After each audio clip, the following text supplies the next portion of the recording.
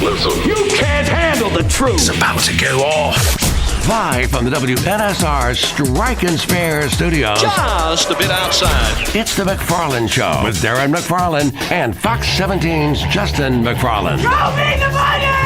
Call now at 615-844-5600. Alrighty then. Now, the McFarland Show with Darren and Justin.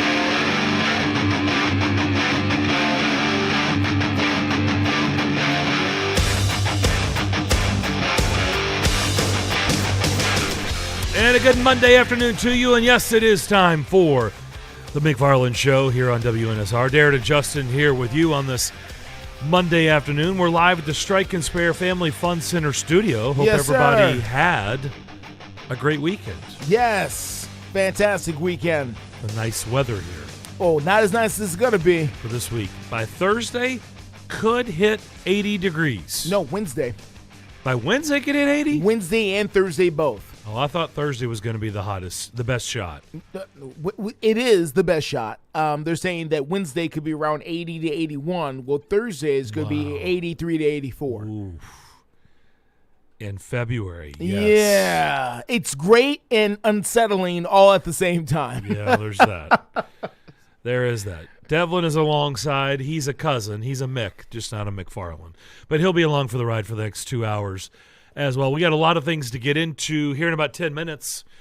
We'll catch up with Kevin Ingram, the voice of Vanderbilt basketball. They're back at it again in their winning ways. What a thriller again at Memorial Gym as Jerry Stackhouse and crew come away with their 5th consecutive victory with a buzzer beater over Auburn on Saturday night. Yeah. So much that we talked about this game a lot last week, and I said it would be an absolute travesty if that place wasn't at or near capacity, and it was a great crowd. Well, from everything I've heard, I wasn't there. I had a function to go to, but it looked like and sounded like, and for people I talked to, it was indeed a great crowd. I know there were a lot of Auburn fans in there, but still, it was a great atmosphere. A lot of Auburn fans just live here in the area anyway, Yeah. and plus people use the excuse to come on up here for, of course, enjoy the city and some of the offerings here, in addition to watching their basketball team. But you know what strikes me about the Vanderbilt game, Darren, in particular, is early on in the year, we talked about the fact that this team struggled to find somebody who could score at will, could create their own shot. Then the last play of the game was not a team effort exactly. It was a little hero ball, and it worked out. He was the hero. He scored the layup. But for somebody who was like, well, I'm not sure if they can get their own shot, he did, and it worked to perfection and led to the victory. So that really stuck out in my mind as I watched that happen. Crazy in this 5-game streak, some of the crazy finishes and buzzer beaters that they've had. Tennessee, remember that big win Wednesday night against Alabama, the down number goes one Bama. team in the Cigars. land? They were favored by 3. We're like, be careful. Vegas is begging you to take Alabama. Be careful. And sure enough, Tennessee pulled it out and covered, and they followed that win up on to the next one. Big game again.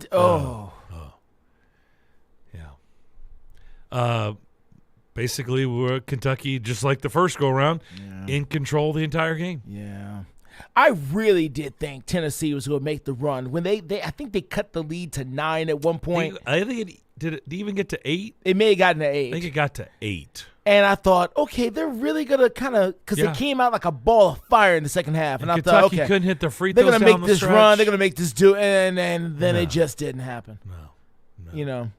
So they get swept by Kentucky, which is going to be great for Kentucky's resume. Yeah. Because they're a team that's battling to get in, but that's going to help them a lot with a season sweep of Tennessee. It's just so disappointing for the Vols here to not get one win over Kentucky and to have all that momentum and then just leave it all on the court. I mean, it's just you're back at square one essentially.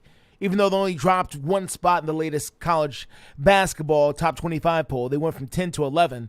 And we have a new number one, the Houston Cougars now at number 1 in the latest poll after Bama falls to Tennessee. And they've been number 1 earlier. We've had a lot of back and forth. So we'll talk to Vince Ferrara in the second hour. We'll head east, go to Knoxville, talk about the basketball team, what happened, what's next. By the way, they still have a tough one coming up this week at A&M. There's no guarantees that's a win. No. That's really tough. By the way, A&M sits second in the conference right now in the standings. Nice. So we'll get into that with Vince. Also, the baseball team is underway, and they did not have a great weekend. I get it. It's a long baseball season, but went 1-2 over the weekend. Yeah, they're just a little cold. They're shaking it off. And they were – I know a lot of people were like, you lost to Grand Cayman?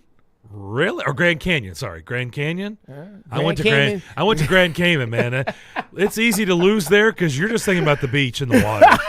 But this was Grand Canyon. Some fruity drinks. You're like, you lost it all down here. Nothing wrong with Grand Canyon, but Grand Cayman, I got to be honest, it's a little bit nicer. Grand Canyon probably. A little bit Grand nicer. Canyon, but Grand Canyon was a playoff team last year. I mean, they were a good team. Yeah. They were in the NCAA tournament. They're a good baseball team.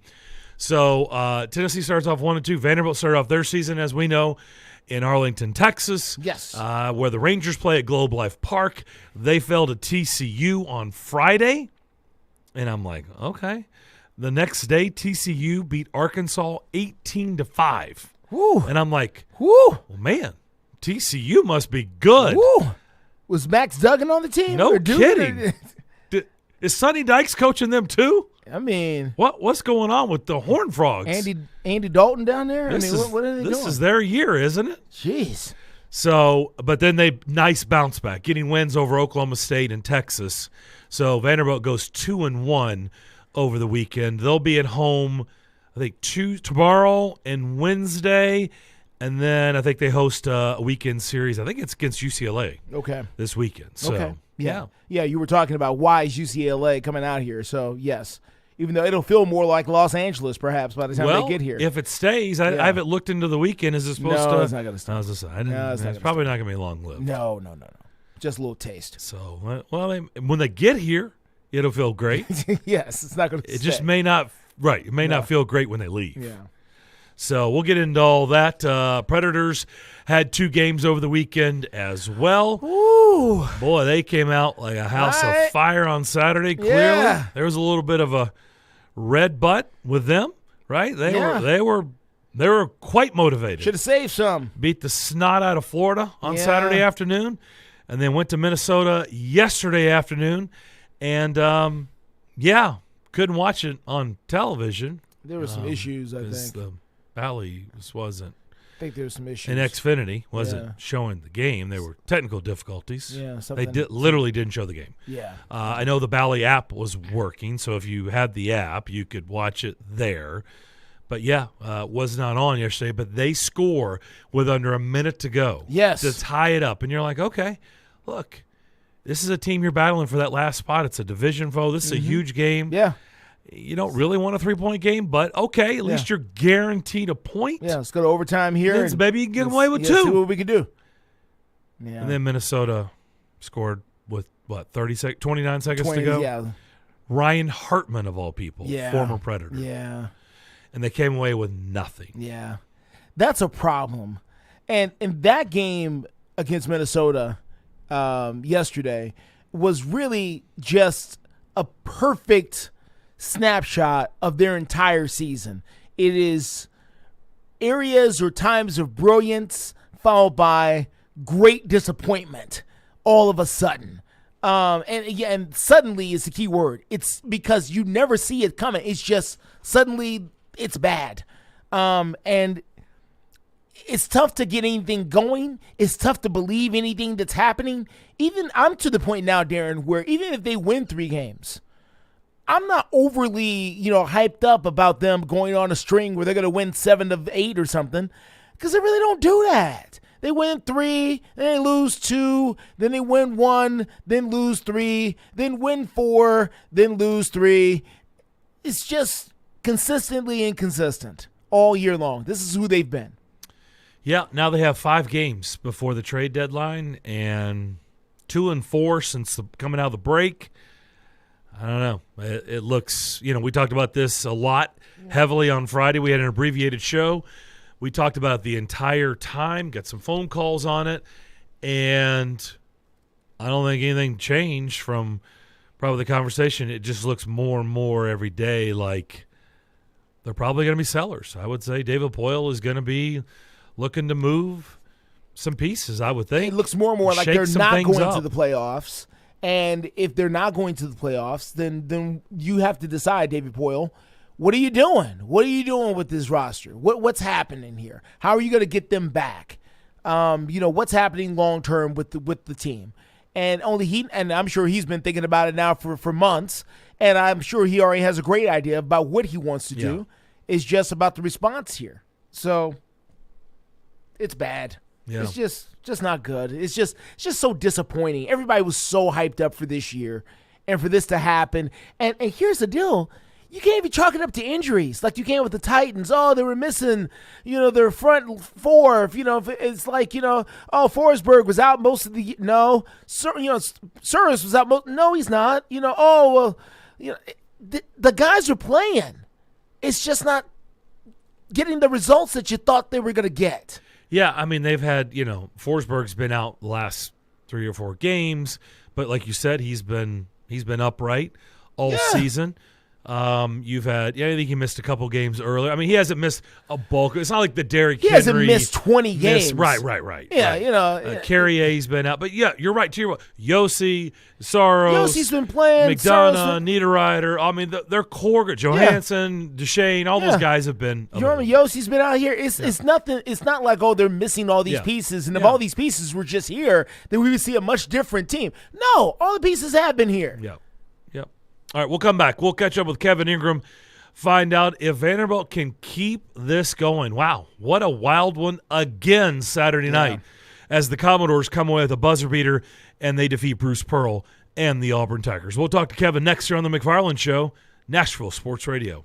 Diabetes, high blood pressure, anxiety meds, everyone's on them. If you're a 50-year-old male, maybe a bit porky, and you may even have type 2 diabetes, $1 million of term insurance may only cost you about $200 a month. Call Term Provider. Speak with Big Lou at 800-529-2856. Big Lou will find a term life policy for you even if you have type 2 diabetes, are overweight, or have high blood pressure. Term Provider has helped thousands of people like you who think they can't afford term life insurance. To buy $1 million of affordable term life for you, all you need to do is call Big Lou at 800-529-2856. Lou will make sure the scales are tipped in your favor. Call 800-529-2856. Big Lou will answer your call and work to fit you into a term life policy that you can afford. Remember, Big Lou's like you. He's on meds too. For affordable term life, call 800-529-2856. At Total Wine & More, save big on what you love this month with hundreds of deals. Get up to 35% off over 100 different wines and spirits, including Cabernet, sparkling wine, single barrel bourbon, and so much more. These savings are huge, and even better, they're on top of prices that are already the lowest in town. Deals this good don't last long, so visit Total Wine & More to find yours. Love what you find at the lowest price, only at Total Wine & More. Drink responsibly, B21. Without the ones like you, who work tirelessly to keep things running, everything would suddenly stop. Hospitals, factories, schools, and power plants, they all depend on you. No matter the weather, emergency, or time of day, you're the ones who get it done. At Grainger, we're here for you with professional-grade industrial supplies. Count on real-time product availability and fast delivery. Call, clickgrainger.com, or just stop by. Grainger, for the ones who get it done.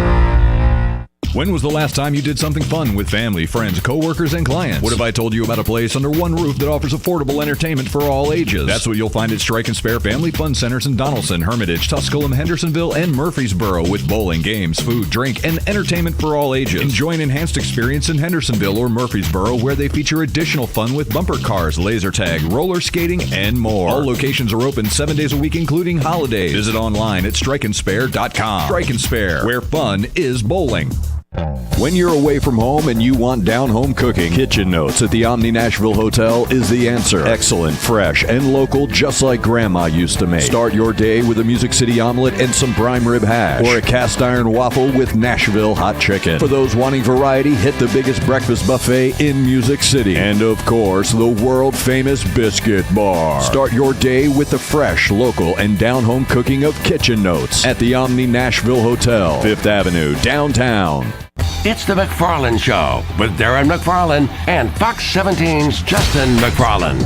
Every weekday afternoon, 2 to 4, live on WNSR Nashville Sports Radio. It's the McFarland Show. It's Darren. It's Justin. It's 50 years of Nashville Sports Radio coverage. A show that's genuine, it's real, it's fun, it's passionate. We welcome your phone calls, and we mean it. The McFarland Show with Darren and Justin on Nashville Sports Radio WNSR.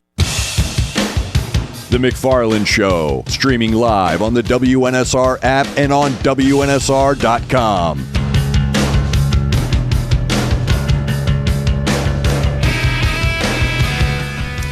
Well, they're back at it again, and they just keep on winning. I don't know if our next guest is doing something, if he's wearing the special shoes again, or if he's eating the same stuff. Maybe he has to change his underwear. I don't know. Let's find out, though. Back here on the McFarland Show, Kevin Ingram, voice Vanderbilt basketball. Big win Saturday night at Memorial Gym. A little buzzer beater action over Auburn.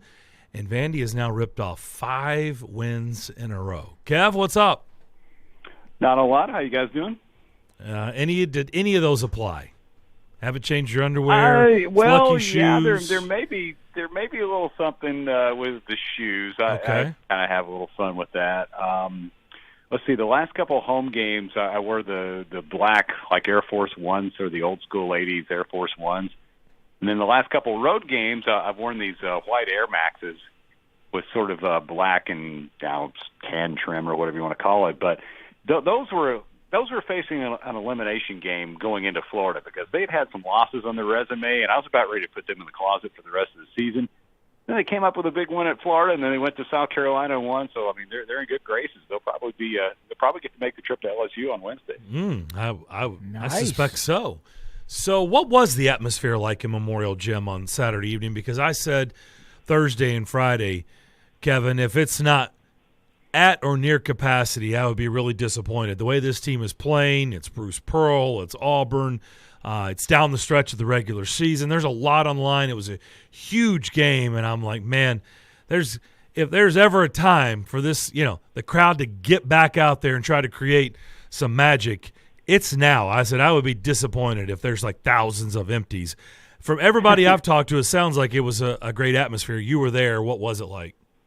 Yeah, it was a great atmosphere. It really was. And I had been told on Thursday or Friday that it was going to be – they already had the most tickets sold or out than they had all season. And it was almost except for maybe a row or two up on one end, I couldn't see very many empty seats anywhere. It was a great crowd. It was a great atmosphere. There's quite a few Auburn people there. I think they were having a big alumni event in town over the weekend. So you saw a lot of Auburn orange in the building. But the Commodore fans really brought it. The student section was great and gave them a whole lot to cheer about there at the end with Ezra's drive and score. And he made a couple big free throws. And Auburn hit the big three. Katie Johnson made that three to tie the game with just a few seconds left. So, yeah, it was a great finish. And really, from start to finish, the crowd was really into it. It was a great atmosphere. And you would expect more of the same with these last two home games. Vanderbilt is going to play Florida this Saturday and Mississippi State next Saturday. And you hope those games continue to mean a whole lot, and it feels like they will.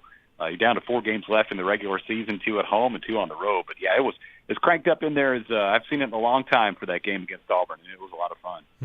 An alumni function in Nashville. That's weird. That's got to be a first. Huh. Well, good for them. Yeah, nobody does that, do they? No. I mean, there are no alum. There are not weird. many alums from like other schools around Nashville. You just don't see it very often. I must have got a great deal or something. One of the hotels or something.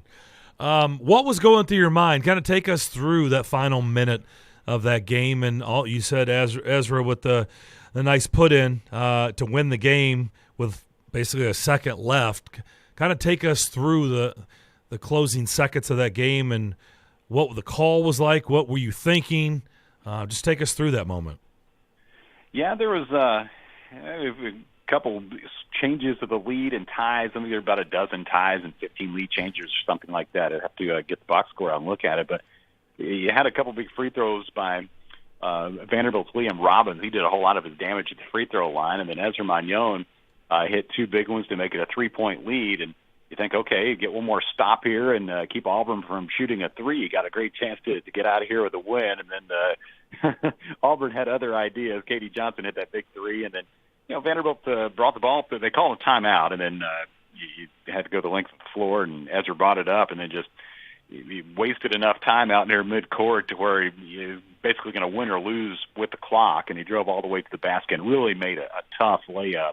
With 0.8 of a second left, and Auburn threw the ball in play, and Jordan Wright got a steal and then just heaved the ball up as time ran out. And you thought the game was over, and everybody's starting to celebrate, and the players going to shake hands and everything, and the officials, of course, said not so fast, and there's one last replay review to take a look at, and they determined that Auburn had committed a foul when Jordan got the steal, and so Vanderbilt went to the free throw line, and Jordan shot the free throw with 0.8 of a second left, it was less than that. I think maybe 0.3 of a second or something at that point.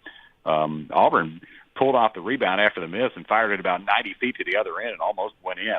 It would have been interesting if that ball had gone in, whether or not it would have counted. But either way, Vanderbilt, came out there with just a gigantic win. And when you look at the bigger picture of the season, that's one that's really meaningful against a team that's a quad one team, and those wins mean a whole lot more than certainly anything else you can do, unless it would have been on the road. It was Jalen Williams that actually grabbed that rebound through at the other end. I don't think that would have counted had it gone in, but it was a heck of a finish. That's 2 games in a row we've had a buzzer beater. Of course, you had the Tyron Lawrence 3 against Tennessee, and then Ezra's layup with less than a second left against Auburn to get the win there. Yeah, I think 0.8 of a second. It was right, 0.8. Was that? All yeah, you've got time is tip in, right? You can't really. No, you can catch and shoot. Can you catch and shoot with 0.8? Yes. The 0.3 of a second is the dividing line. Okay. If it's anything less than that, then you can only tip it in. But if 0.3 or more, they say that you have time to catch and shoot, which is debatable to me. But so I wanted to ask you. That was the only meeting with Auburn this year. Now that you saw them up close and personal, Vanderbilt and Auburn are tied in the standings. And now Vanderbilt has the tiebreaker now with that win on Saturday. Exactly. Yeah, they're both 8-6, and so if it came down to those two teams for a spot as far as seeding goes, Vanderbilt would have the tiebreaker. So technically, Vanderbilt's 5th and Auburn's 6th, even though they're both tied at 8-6, and you got 4 more games to play. So what did you think of Auburn as a whole? You saw them Saturday night. What do you think of them moving forward? Whether it's SEC tournament, NCAA tournament, if they get it, what were your impressions of them? I thought they were a good team. I could see them getting in and winning a game or two. I'm not sure how deep they could go in the tournament, but they certainly have a good team. I think they're definitely an NCAA tournament team. They're good. They've had a nice season, and they had a little stretch where they didn't play very well, and then they blasted Missouri before they came to Vanderbilt. Really had a chance, of course, to win the game on Saturday. But they added Janai Broome, who had played at Morehead State and was an awesome player in the OVC. I'd seen him play a few times over at Belmont when they come to town, and he was terrific in the Ohio Valley Conference, part of a tournament team with Morehead State. Jalen Williams had a big game, too. Broome had 20 points and 6 rebounds, and Jalen Williams did a lot of his damage in the first half. They were able to get in close and score with little one-handers in the paint or off the baseline. Those two are really good. Those are the only 2 guys in double figures for Auburn, but like a lot of teams, they've added some good transfers. Wendell Green Jr. played at Eastern Kentucky. He's a really steady point guard. He had 8 rebounds and 5 points in that game. And Zep Jasper, he's not a guy who's going to score a whole lot, but he's a really good defender. And Alan Flanagan feels like he's been around there a while. If you have the last name Flanagan, you're probably playing for Auburn. And then Katie Johnson, they bring him off the bench, and he can really give them a lift. I don't know that they have tons of depth on their bench. Donaldson's a pretty nice backup point guard. Cardwell's a good backup big. But and you saw Moore and Berman. They both made some contributions in that game on Saturday. But I think Auburn has some nice pieces. And again, I think they could get in the tournament and win a game or two. Bruce Pearl's done a good job there. For whatever anybody wants to say about him, he always has that team in contention pretty much every year. And you look at who's won the most games in the SEC over the last 5 or 6 seasons. Auburn's right at the top of the list. Kevin, we talked to Chris Stewart with Alabama last week, and we talked to them about the game, obviously. The last game Vanderbilt lost there to Alabama, which seems like it was 3 years ago at this point. He was very complimentary of Vanderbilt in that game. He says, it was just that Alabama that night was playing out of its mind, and in his mind, that loss was nowhere close to the talent level that he felt like Vanderbilt had. And now we fast forward a few games later and we're starting to see that play out. How far in the rear view now is that game? Yeah, it does feel like it was a long time ago. You're right. Yeah, you're trying to block that one out, really, and pretend like it didn't happen. But yeah, in a way, it was almost a good thing that it did happen. Tyron Lawrence didn't play in that game, and Jerry Stackhouse, it was a coach's decision. He sat him out. He didn't really like kind of his demeanor in practice leading into that game. And he came back and played some of the best basketball he's played since he's been at Vanderbilt. And Liam Robbins was coming back from injury and really did get rolling until the second half. And he had a collision between Liam and Jordan Wright that sent them both to the bench for a while, and Jordan had to sit out a game in the concussion protocol. And it was just one of those games where everything Vanderbilt did went wrong and everything Alabama did went right. They hit like 19 threes, and it was just a total dunk fest the rest of the time. And Alabama just played great. They had gotten blown out by Oklahoma in the previous game out of Norman in that SEC Big 12 Challenge. So I think they were raring to go, and they played one of their best games of the season. And it's been pretty remarkable when you look at what Alabama's done. They have 3 SEC wins. I'm not talking about playing some mid-major that's ranked in the 300s. I mean, you're talking about playing SEC teams. They have 3 conference wins of over 40 points this season, and that hasn't been done in a long time. So that team's been just remarkably good. They lost to Tennessee the other night. I really think, and this is no disrespect to Tennessee, but I think if they had played that game at Tuscaloosa, Alabama probably wins by double figures. It just felt like, though, that playing that game in Knoxville, it just felt like it was Tennessee's time to win. And they really did a great job, Tennessee did, of turning over Alabama and making it tough for them to score. I've said this all along, and I've probably said this to you guys. I think if Tennessee and Alabama could swap a couple players, you probably have 2 teams that would be capable of going pretty deep in the NCAA tournament. They might do it anyway, but I think if Tennessee could get one of Alabama's shooters and Alabama could get one of Tennessee's big physical guys, you'd really have a couple of outstanding teams. And again, they're good. They both had great seasons, and we'll see what they do in the postseason. I recall you saying earlier in the year, Kevin, that one of the problems with this particular Vanderbilt team, or one of the issues they were facing, is the ability for players to get their own shot. And I thought of that as I watched the last play of the game where the player created his own shot to get the win. It wasn't exactly a drawn-up play or an extra pass that got that done. He decided he was just going to go win this game. I mean, right here, right now. Yeah, he did. Yeah, Justin, it's been interesting to kind of watch how that's developed over the course of the season. But you've seen Ezra Magnon and Liam Robbins really become a good combo working together. And a big part of that play where Ezra drove and scored and won the game against Auburn was Liam setting a screen. And he was joking with us, Liam was, after the game, that, I didn't really set a great screen on the big guy. I was supposed to do a little better job than that, but it worked out okay because Ezra was so fast he just got past the whole thing. Oh, he was gone. You've seen guys be able to create a little more. I think Tyron Lawrence is another guy who can do that. He can drive in the paint. You've seen him kind of wheel around and hit a little fadeaway, and Jordan Wright can do some of that. So I feel like that's developed some for this team. But Ezra is as far as driving and making things happen and getting in down low, and for a guy who's only about 6 feet tall, he can really get shots away against big guys. I mean, the fact that he got that shot off without it being swatted into the front row was remarkable in itself. He got it high up off the glass enough to where it was able to bank in. But man, Liam and Ezra have just become such a fun combo to watch. They're scoring on they've added these little wrinkles and some sort of drive and dive type plays where Liam sets the screen and rolls, and Ezra drives down the other side of the paint and then slides it to him for a bucket. So yeah, those combinations are working out well. And you've got a lot of guys that just game in and game out. It might be a different guy every game, but you've had people that have made big contributions in these games that have led to wins. I know we're a few games left here, Kevin, before we get to this point, but I'm just going to go ahead and ask the question. How big of a deal would just getting to the dance be for the Commodores, for this program. Well, what would it take, in your opinion, with 4 regular season games? That's another way to go at it. Yeah, 4 regular season games left, and then the tournament here. What do you think, in your opinion, what do you think it's going to take for them to punch their ticket in the NCAA tournament?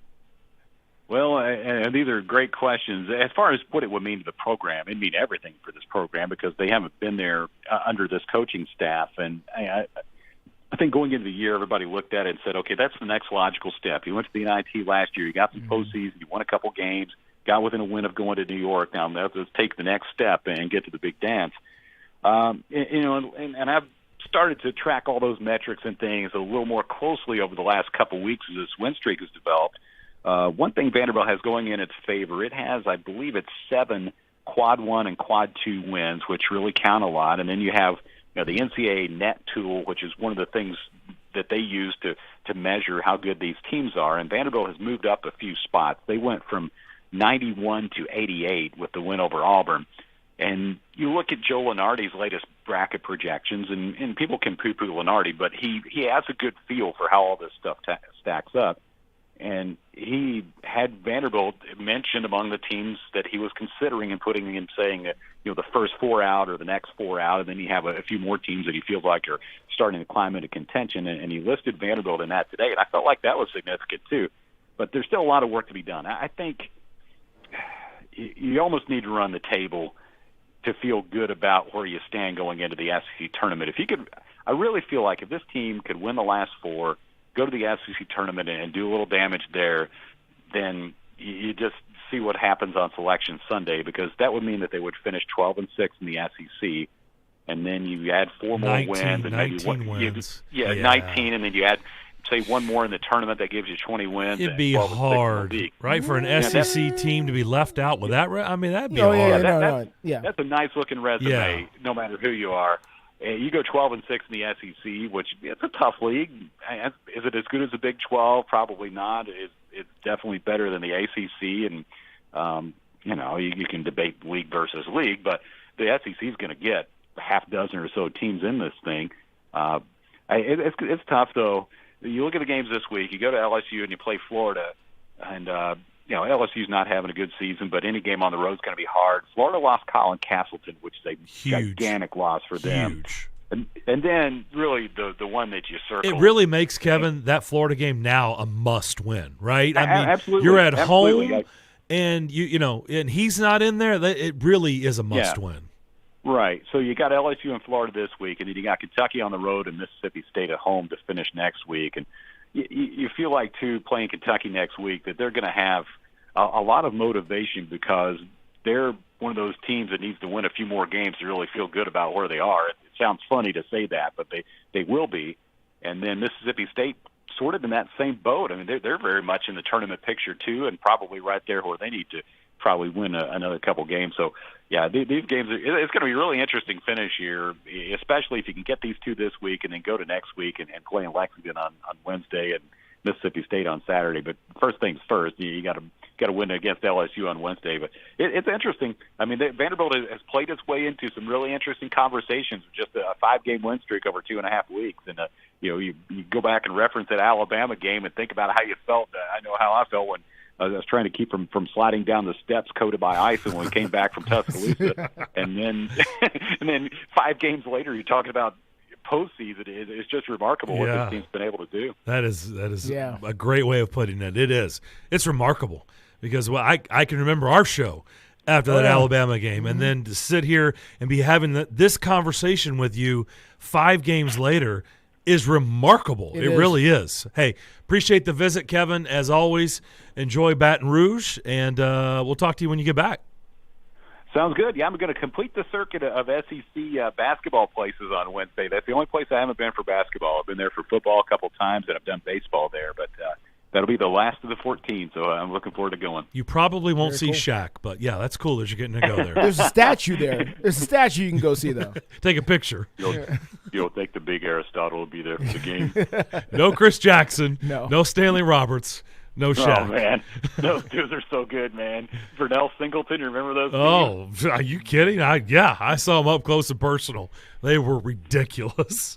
What was that? That one game was like 195. I was at it. Yep, I was at it. I've heard people say that was the best game they ever saw. That's me. It was the greatest game I've ever been in person and at. It was an unranked Kentucky team with a bunch of us. With like 8 guys. Yeah, us just running around out there against looked like an NBA team, and it was just remarkable. And Kentucky jumped out. I remember at one point it was like 42-19, and Rupp Arena's the roof was about to blow off. And then it took everything. If there was like another minute left in the game, they might have lost. Because Chris Jackson scored about 40 or 45 points in that game. Yes. If I remember right. Yes. He was insane. It took everything for them to hold off LSU. But yeah, that was the most incredible game I ever saw live and in person. It was amazing. So, Kevin, really appreciate it, man. Have a great week. Anytime. See you guys. All right, Kevin Ingram. He'll be on the call Wednesday night, 6 o'clock tip down in Baton Rouge. And look, the way this team is playing, this is another thing. We never thought we would say this out.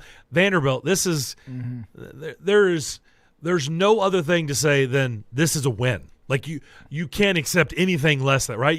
You can come up with no scenario where they don't come out of there with a win, because that LSU team, just like South Carolina when they went down there and mopped them last week, this is a team you got to go down there and mop them. If you want to continue this journey here, then right. You got to go get this W. Yeah. All right, we're wide open the rest of the hour. 615-844-5600. Good stuff there from Kevin Ingram. More of the McFarland Show next. Are you looking for a trusted partner who knows AT&T business inside and out? ABS Communications is an organization built on the premise that telecom solutions and working with companies like AT&T can often be complicated, and the customer needs someone to help them navigate through these complexities. They make complex simple. Whether it's helping maintain, manage, or secure your business, ABS Communications is here to help with all your business telecom and mobility needs. Their business was built with the goal of simplifying the process of connectivity for the customer and establishing a long-term relationship of trust through transparency and accountability. ABS Communications is a top 5 AT&T authorized agent with over 200 years of AT&T technical experience. You can call Mark and the gang at 615-349-8588, or you can visit their website at abscomm.net. And remember, mention the McFarland Show to ABS, and you could get up to $250 in a Visa gift card for new ABS business customers. Without the ones like you, who work tirelessly to keep things running, everything would suddenly stop. Hospitals, factories, schools, and power plants, they all depend on you. No matter the weather, emergency, or time of day, you're the ones who get it done. At Grainger, we're here for you with professional-grade industrial supplies. Count on real-time product availability and fast delivery. Call, click Grainger.com, or just stop by.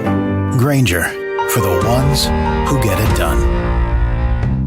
Everyone knows time is money, so don't wait weeks for the IRS to send out your tax refund. Go to Jackson Hewitt instead for up to $3,500 with a no-interest, no-fee tax refund advance loan. With up to $3,500, you could bring home the bacon and bring it home today. Money now instead of later? That's worth its weight in gold. Don't wait weeks for your refund. Go to Jackson Hewitt today. For eligible clients, loans by Republic Bank and Trust Company. Details at jacksonhewitt.com. Jacob the Electrician is on the air saluting the brave men and women of our U.S. military. Their tireless efforts shall never go unnoticed. This proud salute is brought to you by Jacob the Electrician, providing quality service and pride. Give Jacob the Electrician a call today at 615-582-3452. That's 615-582-3542. Jacob the Electrician, on the air saluting our troops and veterans. They're professionals who care.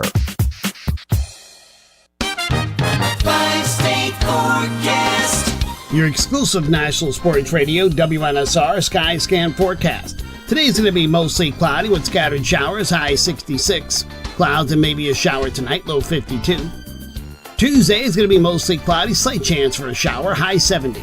Utilizing the resources of the WeatherBug Network on National Sports Radio, I'm WNSR's meteorologist, Jim Rinaldi. Sports Radio, WNSR. The Jim Rome Show. I get a lot of vacation. I understand that. However, I don't take a lot of sick days. These things are not one and the same. That was not like I worked 8 straight days or I worked Super Bowl Sunday. I think I'll give myself a day off. I earned it. Hey, and by the way, I could. because I have those days. I pride myself in not taking sick days. I hate that. We usually grind through it. But honestly, it was the right thing. In that case, it was the right thing. The Jim Rome Show. Weekdays 11 to 2 on Nashville's Sports Radio.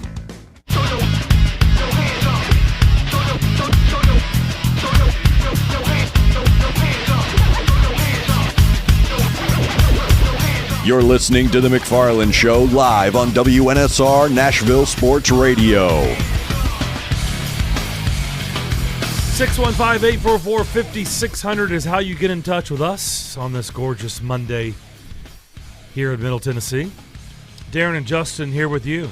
You can watch us live every single day. Facebook, YouTube, and Twitter. Vince Ferrara will join us in about 30 minutes or so. Mm-hmm.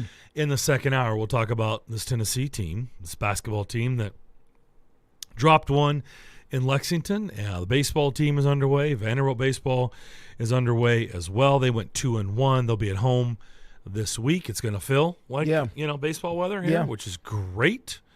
But we welcome your phone calls. If you want to get into it, it was a great sports weekend. There was a lot of stuff going on. A lot of stuff going on. By the way, before we get away from the Vols, interesting game later this week as they take on for the women's team, the number one team in the country, later this week. So that'll be interesting as well, even though most people think it's a runaway train. Yeah, I don't know if it'll be interesting. Okay, well, because typically they're so good when you have that scare, right? It's like it resets them, right? And look, their coach Don Saylor, she's like, "See, I told you, you've been sleepwalking." Yeah. See, it's an opportunity for a coach to be like, see, you're getting too comfortable. You guys just think we're just going to walk and beat everybody just by showing up. I've been telling you. No more victory Twinkies, ladies. There you go. And then they're going to come out with their hair on fire. Yeah. I mean, it's just I hope that's not the case. I'm just sure. saying. No, I got you. They're the best team in the country. They are. Yeah. Right? No, they are. I mean, far I know and away. LSU's good. Sure. But when they played not like LSU not played like South Carolina. Though. They were 1-2. No. And what was the outcome again? It wasn't a buzzer beater. No, it was double-digit victory. Yeah. And they even beat UConn, who's very good, but they beat UConn. Yeah, they're the best team in the land. Yeah. So it's anyway. You better bring it, or it can be a long night. Yeah. That's how it works with really, really good teams. It was fun going down memory lane. I was at that game. That LSU team, like, to know that team did not get to the Final Four is absurd. Yes. Chris Jackson, otherwise known as Mahmoud Abdul-Rauf, later in life. So he was on that team, who was a spectacular guard in his day, both in college and in the NBA. So to see him at his peak, at his quickest, was something special to see. That was late 80s, early 90s for those LSU teams. I think it was early 90s. Probably was, maybe it was 89, 90, somewhere around there. Yeah. It was Pitino, right? The beginning days of Rick Pitino. There you go. And they were on probation, thanks to Eddie Sutton. Yeah, other things that happened before. FedEx. Just was it FedEx? Other things that happened before. A package that, crispy meals. And, just whatevs. Stuff. Whatevs. Stuff that had happened. Let's see. Johnny wanted to weigh in. We were talking in the first segment about the Predators weekend, and Johnny tweeted at us and said the latest game-winning goal that Minnesota had on the Preds in regulation was not obviously the closest one. I guess 8.4 seconds was one versus Columbus. He said he wanted to know the record for the latest game-winning goal the Preds ever gave up. That was a game that they won. Okay. So I don't know. I'd have to look into that. He also said doesn't live in here in Nashville. We know Johnny listens every day in Vancouver, and we appreciate that. Thank you, Johnny. He said, but I can read the fan base. Hines can't be retained if the Preds do indeed miss the playoffs. John Hines does not mean the same to the fan base that Barry Trotz did, that helped Barry stay on as head coach. Well, Johnny, let's pump the brakes on comparison to Barry Trotz. John Hines hasn't been here anywhere near as long as Barry Trotz had been. Is that what he can't be getting at that? He just means mediocrity is not going to be tolerated here. Well, it's not an apples to apples comparison. No, and Johnny knows the history, so I'm sure he does. I'm sure he does. He knows everything since day Neither one. am I, Johnny. Neither am I. They were an expansion team, okay? So, look, especially with a patient GM, a patient market, a non-traditional, brand-new market, you're going to get a long leash, man. Yeah. And especially if you're going to do things the right way, like Barry Trotz did. Yeah. He embraced this market. He did. He came in here. He was in the community. Yep. He was visible. He was there. He's just a great guy, okay? Yeah. And so you get even a longer leash. So there were – I mean, did they want to lose? Did Craig Leopold want to lose? No. But they didn't get the same rules as Vegas and Seattle. No, it was a very different league back then. It was a as far lot as the different. expansion teams and 1998 was not like, what was it, 2000 and I don't remember. What was the Vegas, next 18? Yeah, right? 17, 18, 19, somewhere in there. 18, whatever Yeah. it was. Yeah, a little bit different rules. Yeah. You did not have the same advantages. So patience was at an all-time high. Yeah. John Hines is coming in, he's coming in year 18, 19 of the franchise. They were going on 2 decades when he got here. So, look, we've been talking about this. Sure. This is how professional sports works. John Hines is a great guy. There's no doubt about it. My time around him, he is a great guy to deal with. He's a smart dude. He's a good hockey coach. But this is a results business. Yeah. And whether it's players, whether it's the coach or coaches, whether it's the general manager that's been there the entire time, you've heard me say, because we've even had phone calls, and I said, look, I don't have any proof of this. I'm just reading the room like I've done the entire time since day one.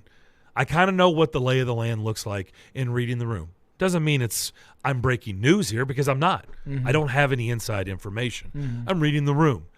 If this team misses the playoffs, there's no way. There's a lot of smart people over at 501 Broadway, okay? They're not going to trot back the same thing and be like, hey, trust us. This is going to be different It's this year. going to work this time. You don't understand. This is the year it's going to work. They're not going to insult the fans. Like they read the room. They are also reading the room, okay? They're reading the pulse of the fan base. And while it's not everybody, we understand. Usually the loud ones are, sure, are usually the loud vocal minority, right? It's not speaking for the entire fan base. Yeah. But in this case, there are a lot of people mad, and I get it. And what I said on Friday is what I will say today. Rather than be mad than not caring, right? You don't hear anything. They've checked out. Yeah. You rather them be mad than checked out, because checked out have these, you in a bad place. Yeah. If that's going on. If they don't care anymore, you got some fixing to do. Yeah. Right? They're just hornet nest mad right now. Okay. So they're not going to insult the fan base. I'm just telling you. And been saying, okay, just look, we're not making any change. No real changes, but this is going to be different. You're going to have to trust us on this. No, they're not going to do that, okay? This is professional sports. It's a business. Everybody knows how this works. Yeah.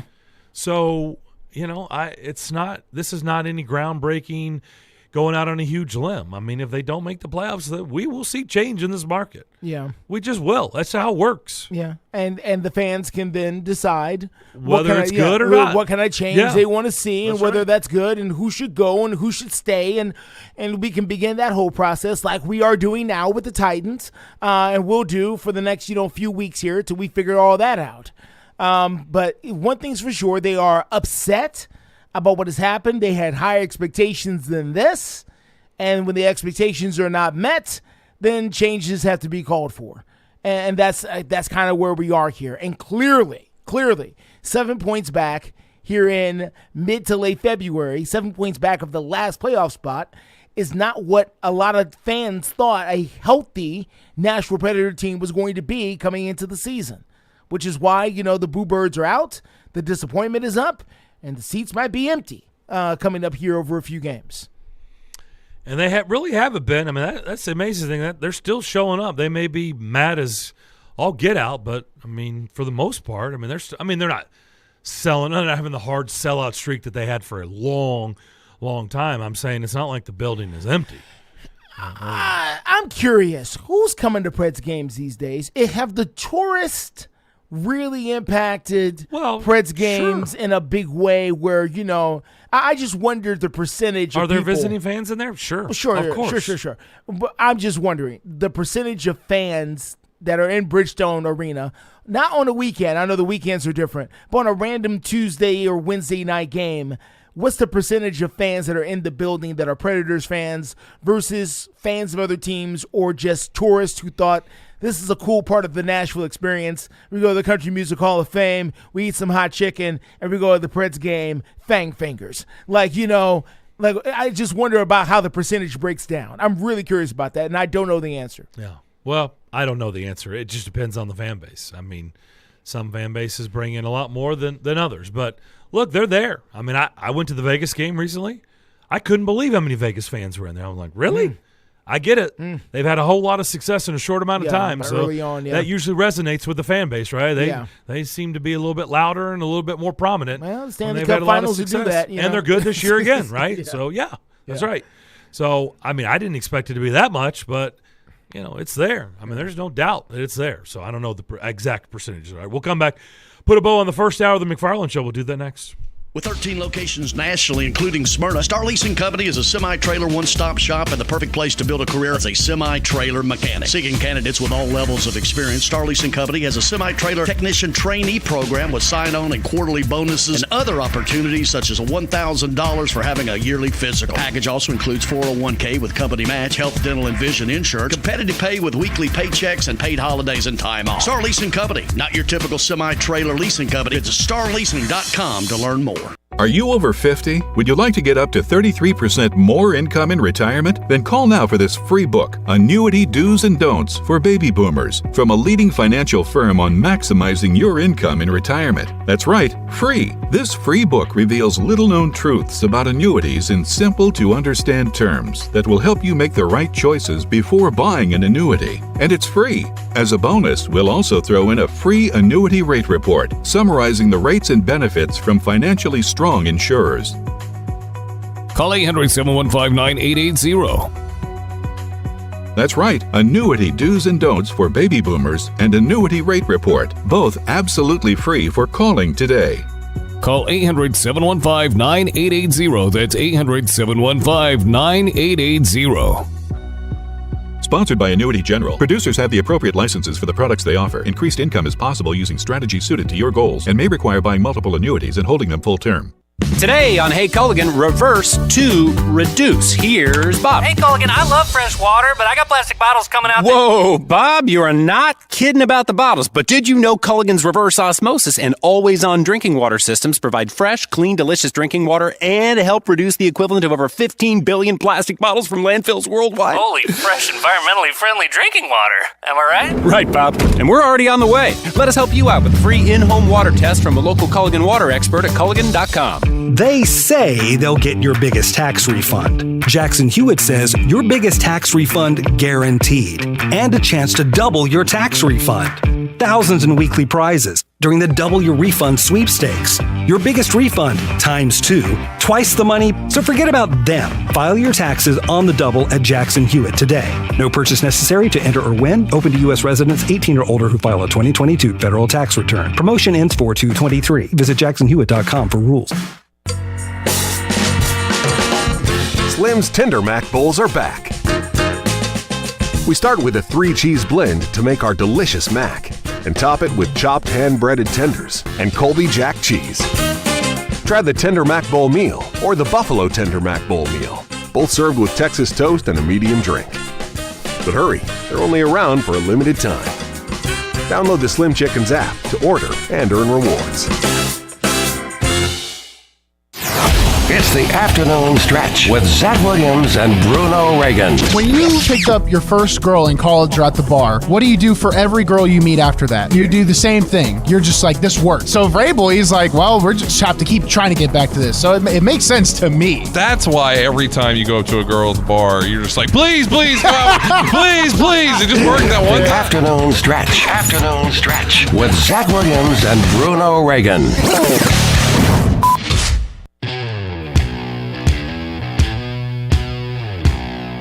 Welcome back to the McFarland Show with Darren and Justin. Give them a call at 615-844-5600. Looks like the Indianapolis Colts have found their new OC. Okay. And he is a name that people will recognize. Mm-hmm. People that are listening. Jim Bob Cooter. Mercy. Jim Bob Cooter is expected to be the new OC. You have to let it marinate in the air. Well, the Jim Bob Cooter. Stop. I mean, pause. Just let it and continue. Resonate. Jim Bob Cooter, new OC for the Colts. There you go. Former Tennessee stranger. Former Tennessee assistant, former Detroit Lions quarterback coach, and I believe offensive coordinator at one point, perhaps. Was very helpful in Matt Stafford's formative years, coming over from Georgia into Detroit, and of course was a longtime assistant here or over there in Knoxville with the Vols. And he's getting a shot here to get back in the game.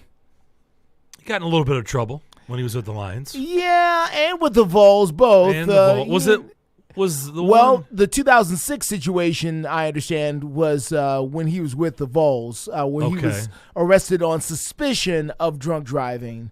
And then the 2014 situation was with the Lions, but it happened in Knoxville, I believe, where he was drunk and, according to the news reports, he was drunk and ended up climbing into the window of and into the bed with a woman that he didn't know. So the woman called the police, as she should. Yeah. And Mr. Cooter was arrested. And I think he was drunk and disoriented. So, but he's now the new offensive coordinator for your Indianapolis Colts. Listen, Leahy without, sin, throw the first stone, all that, second chance, third chance, whatever.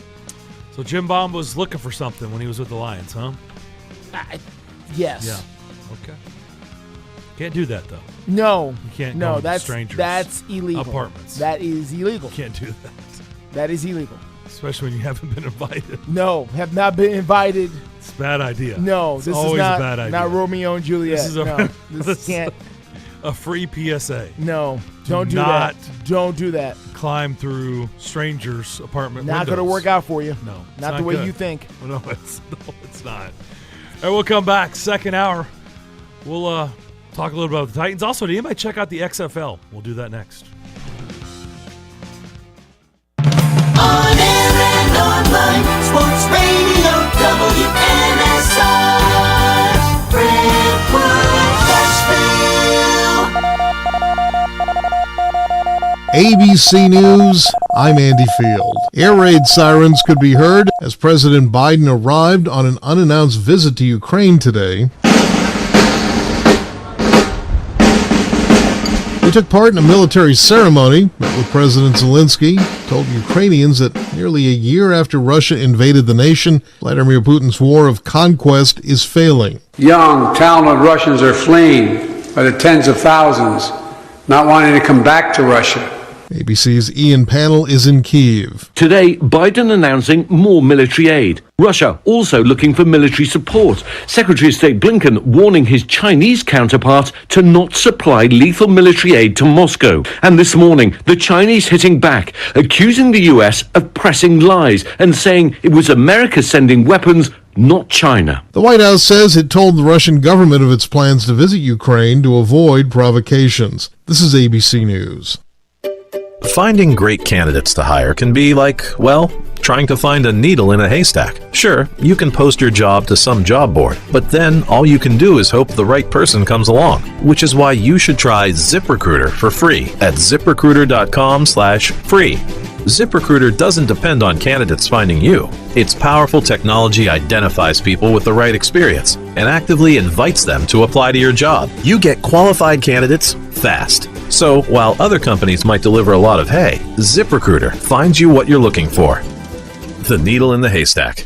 4 out of 5 employers who post a job on ZipRecruiter get a quality candidate through the site within the first day. ZipRecruiter, the smartest way to hire. And right now, you can try ZipRecruiter for free. That's right, free. Just go to this exclusive web address, ZipRecruiter.com/free. That's ZipRecruiter.com/free. ZipRecruiter.com/free. Hey, you know it's a leap year, right? No, the next leap year isn't until 2024. Nope, it's this year. I can prove it. Here, play this new instant game from the Tennessee Lottery. Okay. Woohoo! I won! See what you did there? I jumped up and down? No, that was a leap. Don't miss your chance to jump for joy this February with our newest instant games. You could win up to $5 million. The Tennessee Lottery. Game-changing fun. Please play responsibly. And now, some big news from WINN. The new February instant games from the Tennessee Lottery have arrived. Now, for some bigger news, there are 4 new exciting games to choose from. And now, for our biggest news yet, you could win a top prize of $5 million. Make a break for fun today with February instant games, only from the Tennessee Lottery. Game-changing fun. Please play responsibly. Listen, you can't handle the truth. It's about to go off. Live from the WNSR Strike and Spare studios. Just a bit outside. Now back to the McFarland Show with Darren McFarland and Fox 17's Justin McFarland. Show me the money! Call now at 615-844-5600. Oh, righty there. Now the McFarland Show with Darren and Justin. Second hour McFarland Show rolling along here on this Monday afternoon. About 10 minutes, we'll head to Knoxville. We'll bring in Vince Ferrara. We'll welcome your phone calls right now. If you want to jump in there and talk with us, 844-5600. That's 615-844-5600 is how you can get in touch with us. Great sports weekend. Talk about whatever you want. Yeah. Had a little bit of everything this weekend. Anybody check out the XFL? I did. Absolutely. Me too. Watched quite a bit of it, though. Watched more than I intended to watch of the XFL. I thought I would check it out for a little bit, then maybe I would lose interest and kind of go elsewhere. I actually stuck around with it for a little while. But I absolutely love, professional grade football. So I will watch something like the XFL, watch the USFL last year. And so the XFL intrigued me. I thought it was brilliant on their part to get on television right after the NFL season. Yeah. Don't wait. No sprint. No. Forget all that. No. When's the NFL season ending? Yep. Okay, cool. We're opening up the next week. By the way, did you notice the names? Oh, yeah. I'm like, Josh Gordon? Yes. What? Vic Beasley? AJ McCarron. Right. Yeah. Oh, yeah. I was like, Paxton Lynch. De'Aaron Keene. Yeah. Was it Tamu? Yes. He was one of the quarterbacks I saw yesterday. Yesterday. I saw the D.C. game. They're playing in the soccer stadium there in D.C. One of the owners is The Rock, which he was there, Dwayne Johnson. Yeah. He was at They look like they had a pretty good crowd. Yeah, well, I mean, I know it's like a 20,000 seat. Sure, stadium, but that's still, fine. That's fine. They look like a pretty good crowd. Like they were into it. It don't have to be 40,000. It doesn't have to be 70,000. It's okay. Yeah. No, 20,000 is plenty. Yeah. Especially on TV, you can make 20,000 people look like 100,000. Well, real in easy. a smaller venue, yeah. And make it sound like 100,000 people real easy. Right. Oh yeah. So we got some phone calls, but we can circle back around to this. I am curious. I do have a couple thoughts on it, but we'll get to these calls. I know we've got Vince in about 10 minutes. Let's go to Nate to kick things off. Nate, what's up? What's up, guys? I got a question for Justin first. Okay. Before I get into the football. Come on with it, man. Why do you always say your insert team outside of the Titans, even when you're talking about teams in the division? I'm not sure what you mean, Nate. Darren, do you know what? Your Indianapolis Colts. Oh, I don't know. Yeah, because you were doing that during the top 10, and then you were just talking about the new OC for the Colts, and then you said your Indianapolis Colts. And I'm like, that might be a little bit of a shot towards the Titans fans. Why is it? I don't look at it that way, but okay. I don't think I've ever caught that. Devlin's shaking his head like he gets it. So Okay, Yeah, maybe, I guess I've never paid attention. To I don't mean to take a shot. Yeah, Trust me. Justin, why? Why do you do that? It wasn't like I was taking a shot towards anybody. I didn't know if it was just like a habit. If or I something. want to take a shot at people, I got ways to do that. I've got my hand on my chin. It would be loud and clear if I wanted to take a shot at somebody. So if I wanted to take a shot, Nate, it wouldn't be like that. I was just curious because I've just heard that in the past few weeks or so, but. I'll have to examine that. I'll listen to the replay. What Nate just did is exposed me for not listening to you close enough. It's because I didn't even catch it. Like your Indianapolis Colts, your Nashville Predators.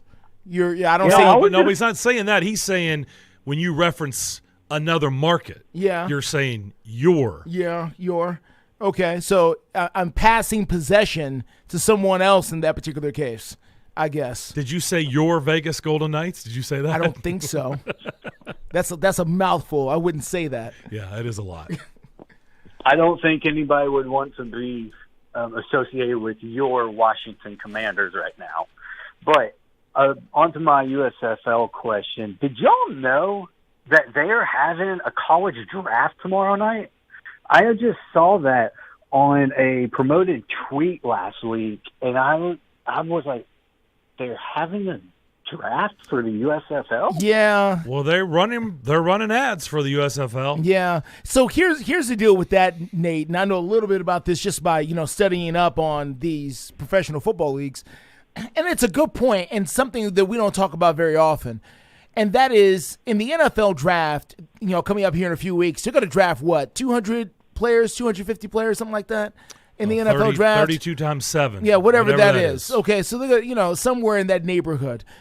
But in reality, there are 7,300 college football players who could be, in theory, eligible, juniors and seniors eligible for the draft. 7,300.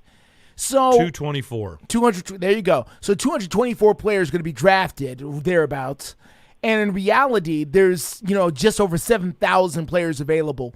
So those players, are open and available for being signed. And a lot of them know they're not going to the NFL. So if teams want to go ahead and put in their dibs on them, now's the time. If you think that there's a guy out there who's not going to end up on a 53-man roster and you want first dibs at his rights for your, XFL or USFL team, this is the way to lock him down. I mean, I get it. I was just kind of thrown for a loop when I saw that last week. But not much on the Preds today, guys. I don't want to keep talking in circles. So, wow. Y'all have a good one. Jeez. Wow, okay. See, there's that apathy we were just talking about. There you go. That was kind of a kick and left the room. See, then you talking about taking a shot. Kick to the midsection. All right, and I'm out. Taking a shot. All right, Nate. Let's go to Dr. Detroit. DD, what's up? Hey, God, I'm not even that ruthless. I mean, I protect and respect my hometown teams, although I'm Dr. Detroit. But, yeah, that was a little brutal. X out, right? X dudes left. Anyway, hey, Darren, I want to apologize for the last time. No, forgive me. I don't listen to your show that much, not because I don't want to. I think the world of you, Captain, my captain. But when you said, oh, Doc, I've been praising the way the Lions finished the season and all that, so I want to get that off my shoulder. Oh, okay. Forgive me. No, I was convinced. I thought there was a real shot they may sneak in. Darren was all in, Doc. I was. It was amazing. Well, let me tell you, I'm very, very so proud of them. And, Dan Campbell, I never will forget his almost 18-minute long speech when he got, inducted, inaugurated into the coaching family of the Detroit Lions. I don't know what number that makes them, but he said every day from spring training on, when we're on the field, we fight for the city of Detroit, the fans of Detroit. From Toledo, Ohio, worldwide, we fight for every Detroit Lion fan every time we hit the field. So, I'm very proud of him and the coaching staff. But anyway, getting on the XFL, I'm not. By the way, DD, hold on one second. Hold on one second. Sure. I just thought about this. You probably have heard me talk about this, and Justin, I think this year I was bringing it up. I'm sure. It's no secret. I'm a huge fan of Hard Knocks, right? I like the inside Yes, you talk stuff. about it quite a bit. I wonder if whoever the next team is for next season, that the in-season Hard Knocks, which I think is fantastic, I wonder if they're going to boycott if they name them, because you know what I was just thinking of? Because I was thinking of Detroit. Detroit was not the in-season. They were training camp. Yeah, training camp. Because the only 2 in-season ones they've done is the first one they did was 2 years ago, Indianapolis Colts. How'd that work out? I remember that. Oh, they fumbled and bumbled at the end of the year, and Frank Reich, that was the beginning of the end of Frank Reich. This year, Arizona. Yeah. Fumbled, bumbled, fired their clean house.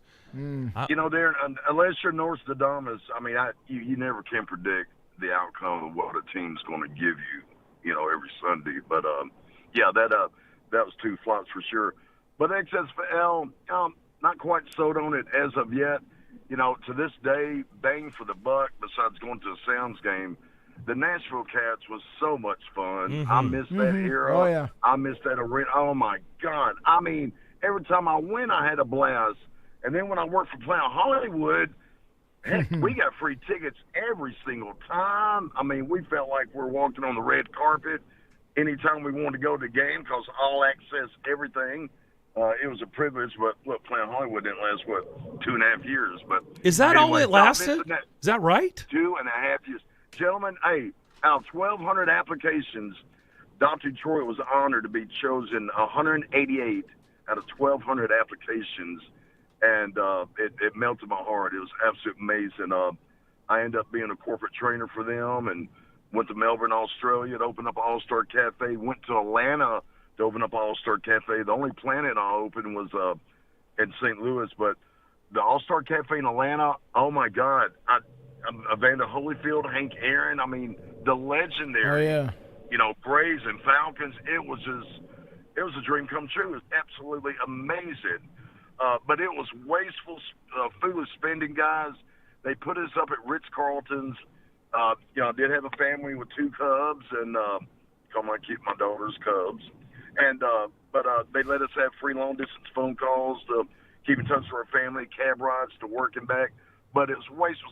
They didn't have to put us up at the Ritz-Carlton.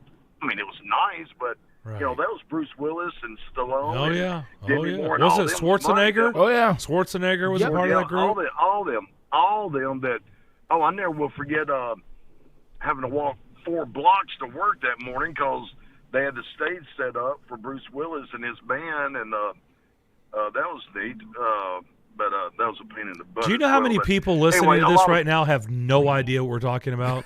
Don't have a clue. There's a lot. What? There was this restaurant / museum / nightclub that hasn't been here in 2 decades / amusement park named Planet Hollywood. What, you call it a striking spare this time of day? Man, that was you just took us down a memory lane, man. There's a whole lot of people don't even know what we're talking about. Should have just called it Slash, because that's what it was. Sorry to be off top, but I'll reel it back in before I end. Then as we're closing, my chef goes, "Hey, I got you a job at NASCAR Cafe. I know you're a NASCAR freak. You've taken." So I went to NASCAR Cafe. Hey, and I just happened to buy his championship ring last year. Dale Jarrett, Ford, Dr. Detroit drives Detroit Pride. Ford's the only thing I'll drive. Dale Jarrett won with Robert Yates because, remember, I was a big Davey Allison fan and named my daughter Allison after the late great Davey Allison and Liz Allison, and we had our picture made together a long time. But ended up with the NASCAR Cafe, so goes in.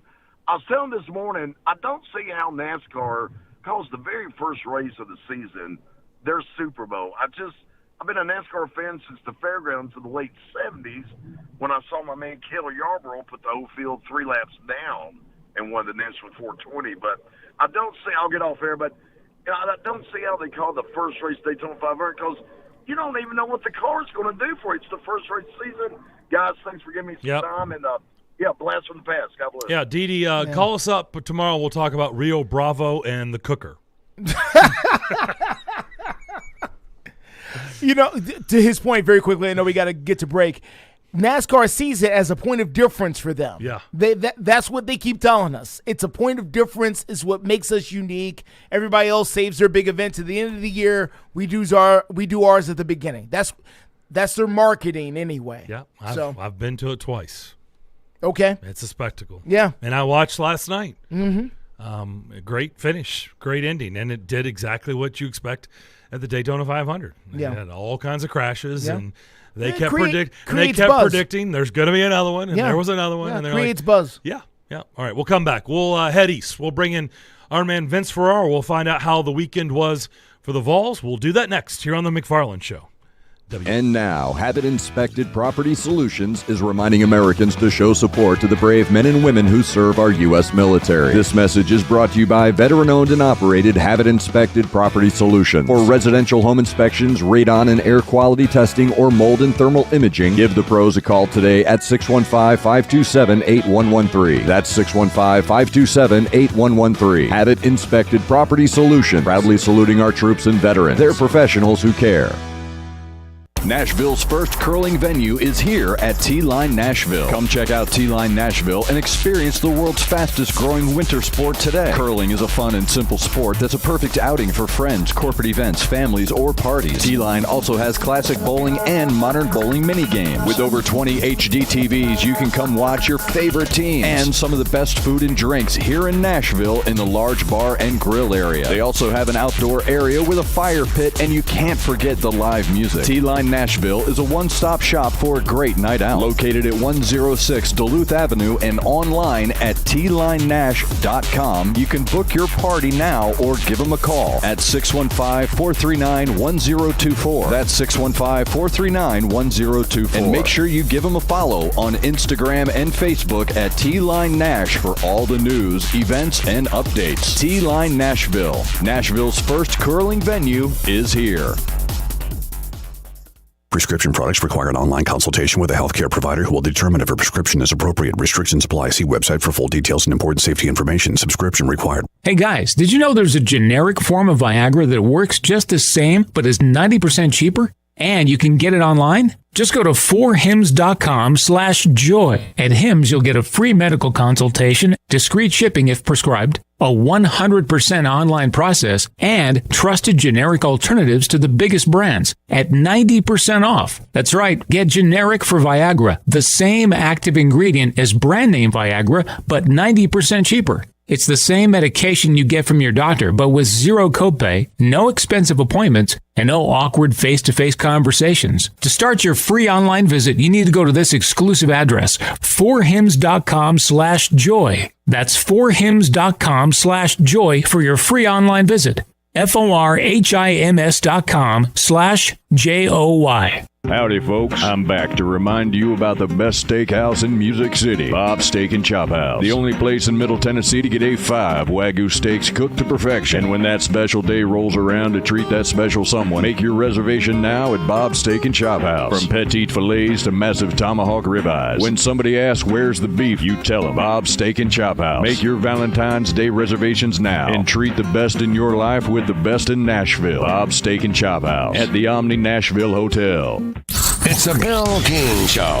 In Little League football, they play it off. You can't do it in college football, Bill. You got to come up with a bunch of computers and some BCS cockamamie scheme. My answer was yes. It's unique. Absolutely love it. I go into my garage every day and make sure there are no dust particles on those BCS computers. I do that. Weekday mornings beginning at 6 on Sports Radio 560 on 95.9 FM. Sports fans, in case you missed any part of the McFarland Show, log on to WNSR.com for all the McFarland Show replays and archives.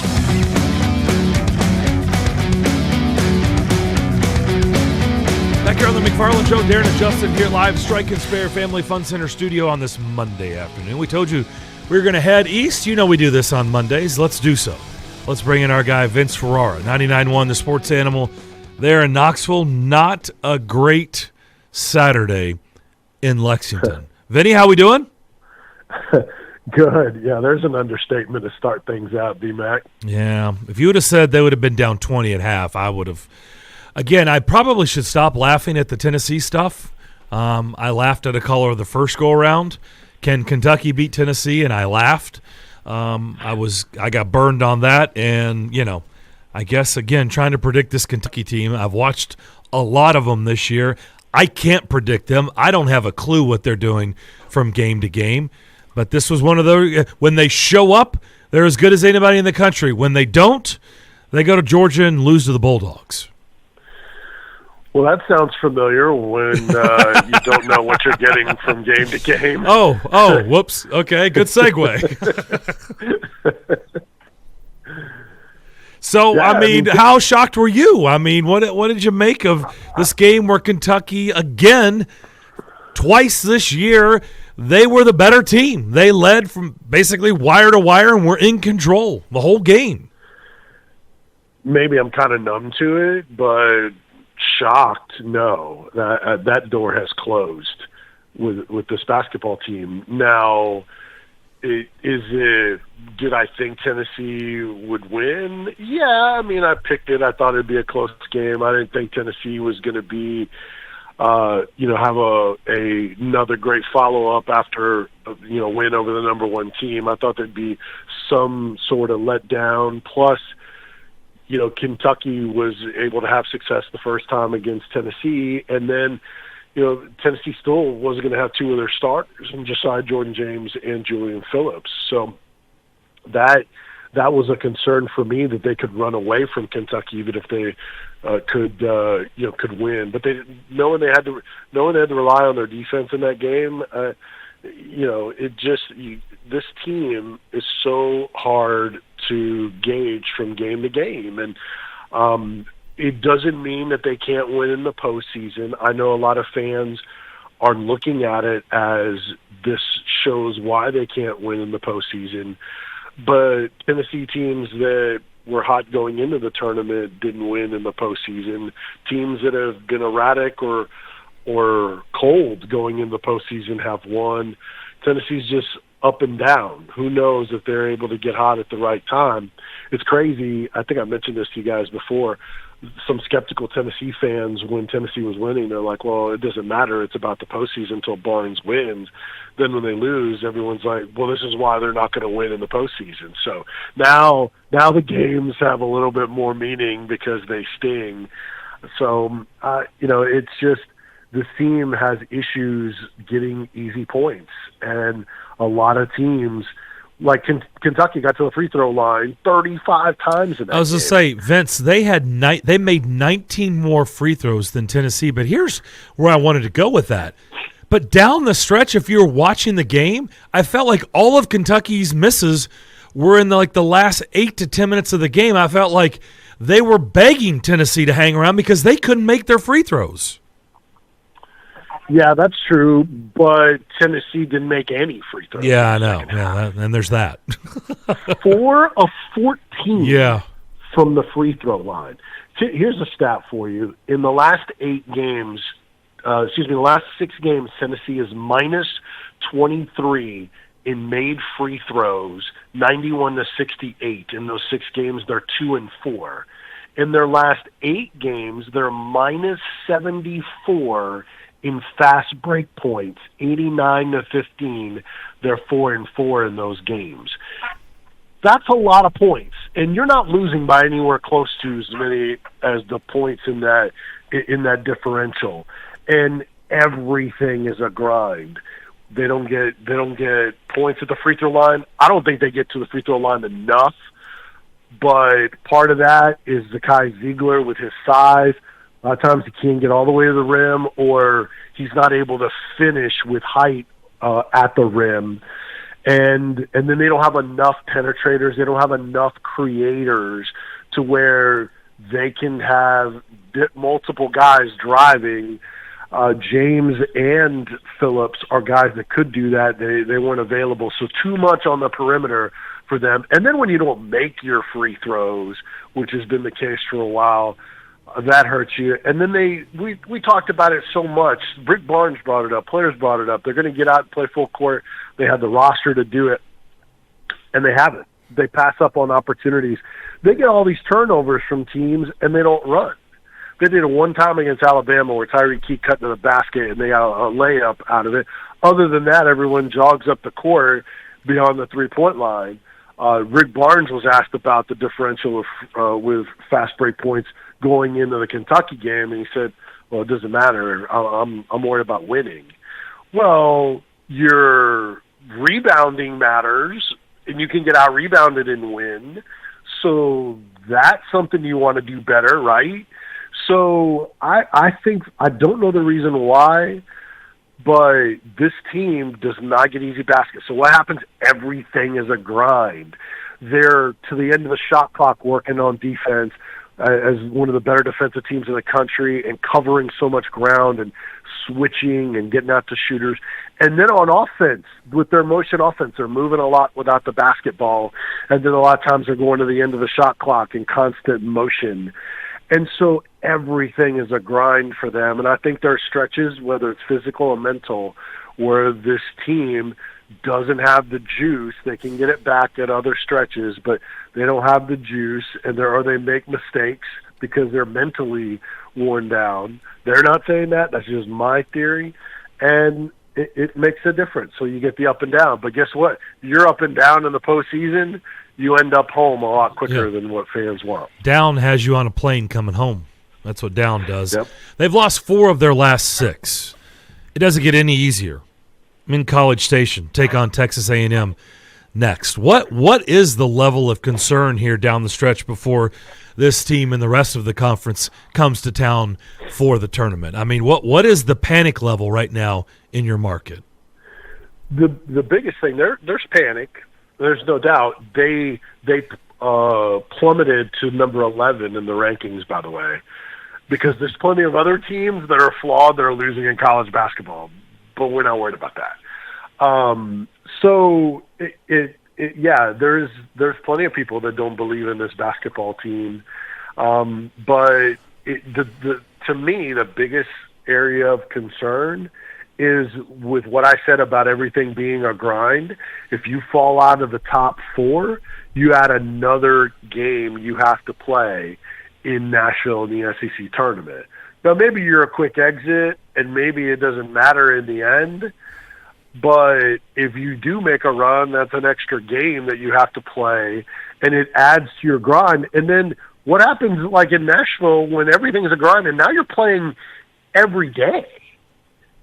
So what toll does that put on you on the back end? So I think that's the biggest thing. And Vanderbilt helped Tennessee. I know Tennessee doesn't want to give Vanderbilt any credit, but Vanderbilt winning that game helped, because if Auburn wins that game, Auburn is tied with Tennessee and Kentucky.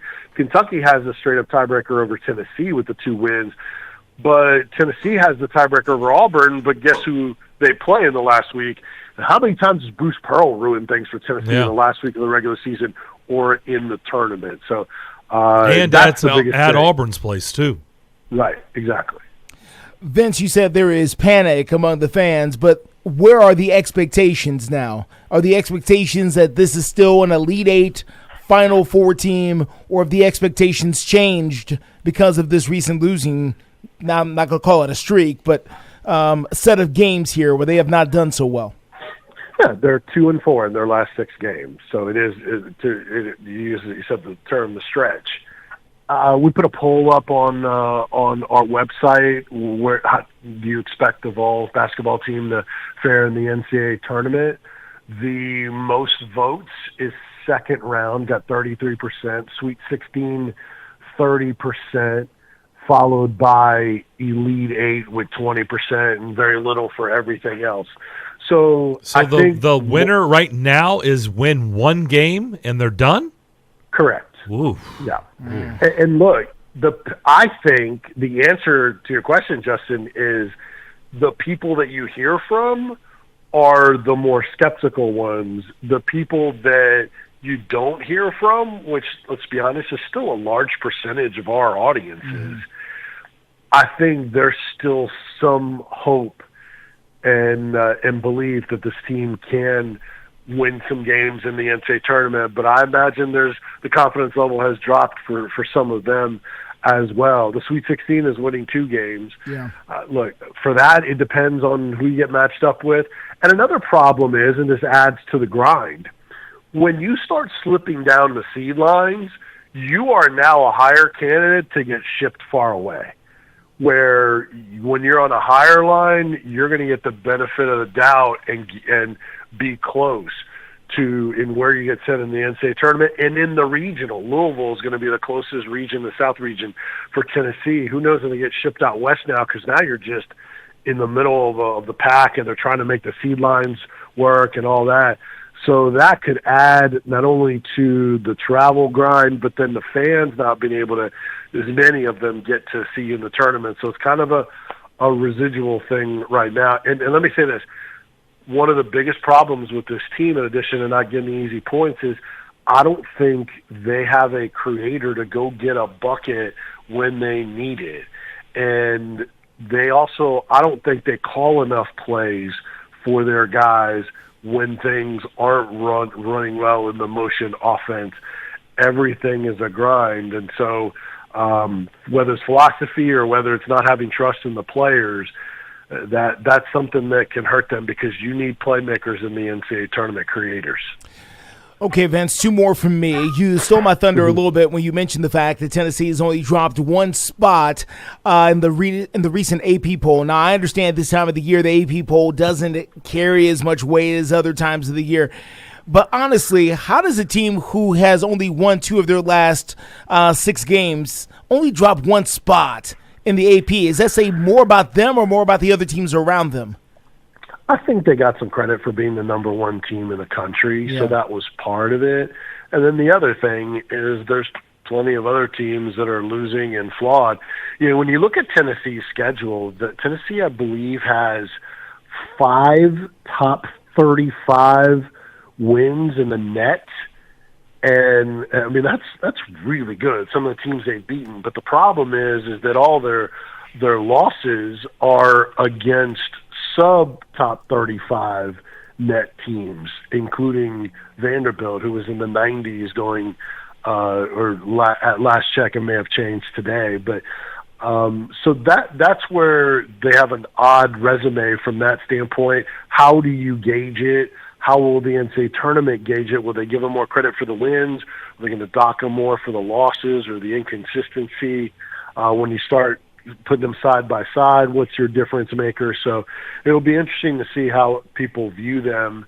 And look, Arizona has a similar schedule. Arizona has some head scratching losses, but then they also have some really good wins, and they're really talented. So again, it's not just Tennessee in that category, but they're hard to figure out, honestly. I want to switch to the women's side real quick, Vince, and just ask you about Tennessee and the Lady Vols and their matchup against South Carolina. The Lady Vols have had a decent year here, Vince. However, does South Carolina feel like just this unclimbable mountain to the Lady Vols, or do they really think they've got a chance here?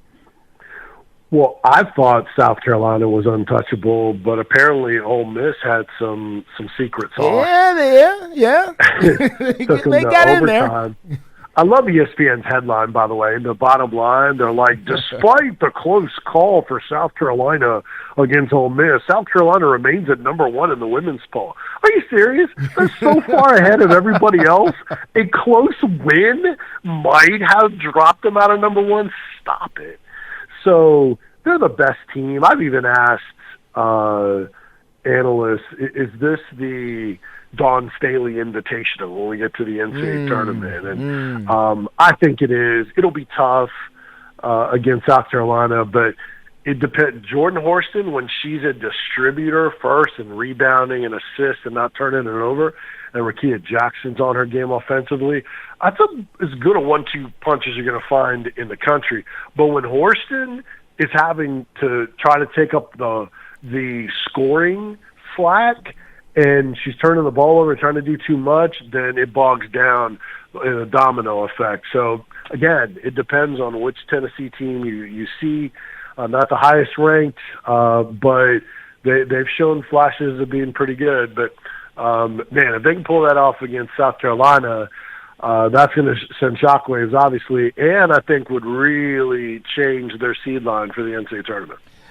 Vince, one more thing, and this is very quick. Can you help me understand the schedule? Like, why is Tennessee only playing on the women's side? Why is Tennessee only playing South Carolina once, and they're playing other teams twice? I guess I'm thinking about it with my football mind and not anything else. Like, what is going on with the schedule? Yeah, it's the rotating on who they play twice versus once, and so they don't have South Carolina on the schedule. It varies. It does on the men's side for some of them. They're permanent opponents, and I think there's let's say 2 rotators that as well. So that's the reason for it. It's just what the SEC does with their scheduling. Okay, all right. Real quick, end on a baseball note. Baseball season began in the conference. Vanderbilt was in Arlington, Texas, where the Rangers play.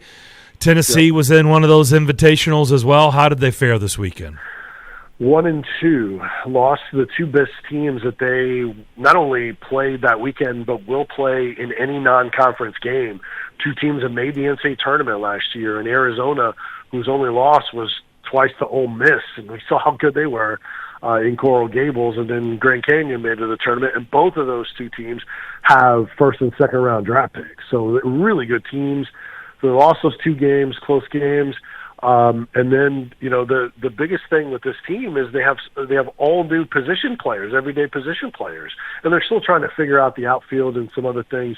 Not as good defensively. They're going to have to improve in that area, but I'm not too worried. The problem is that you're not going to really be challenged in non-conference at all. You're not going to be challenged really until the second week, where they run through that gauntlet of top 10 teams for 5 consecutive weeks. So, go from not really knowing about this team, even if they start blowing teams out by 20 runs, to this gauntlet of the elite of the elite. So it's going to be a while, wins or losses, where we truly know what's the makeup of this team. Yeah, Vanderbilt lost the first game on Friday to TCU. And I'm like, okay, TCU's good. Yeah, TCU the next day beat the snot out of Arkansas, like 18-5. I was like, oh, right. I guess this is the year for TCU athletics, right? My goodness. Mm-hmm.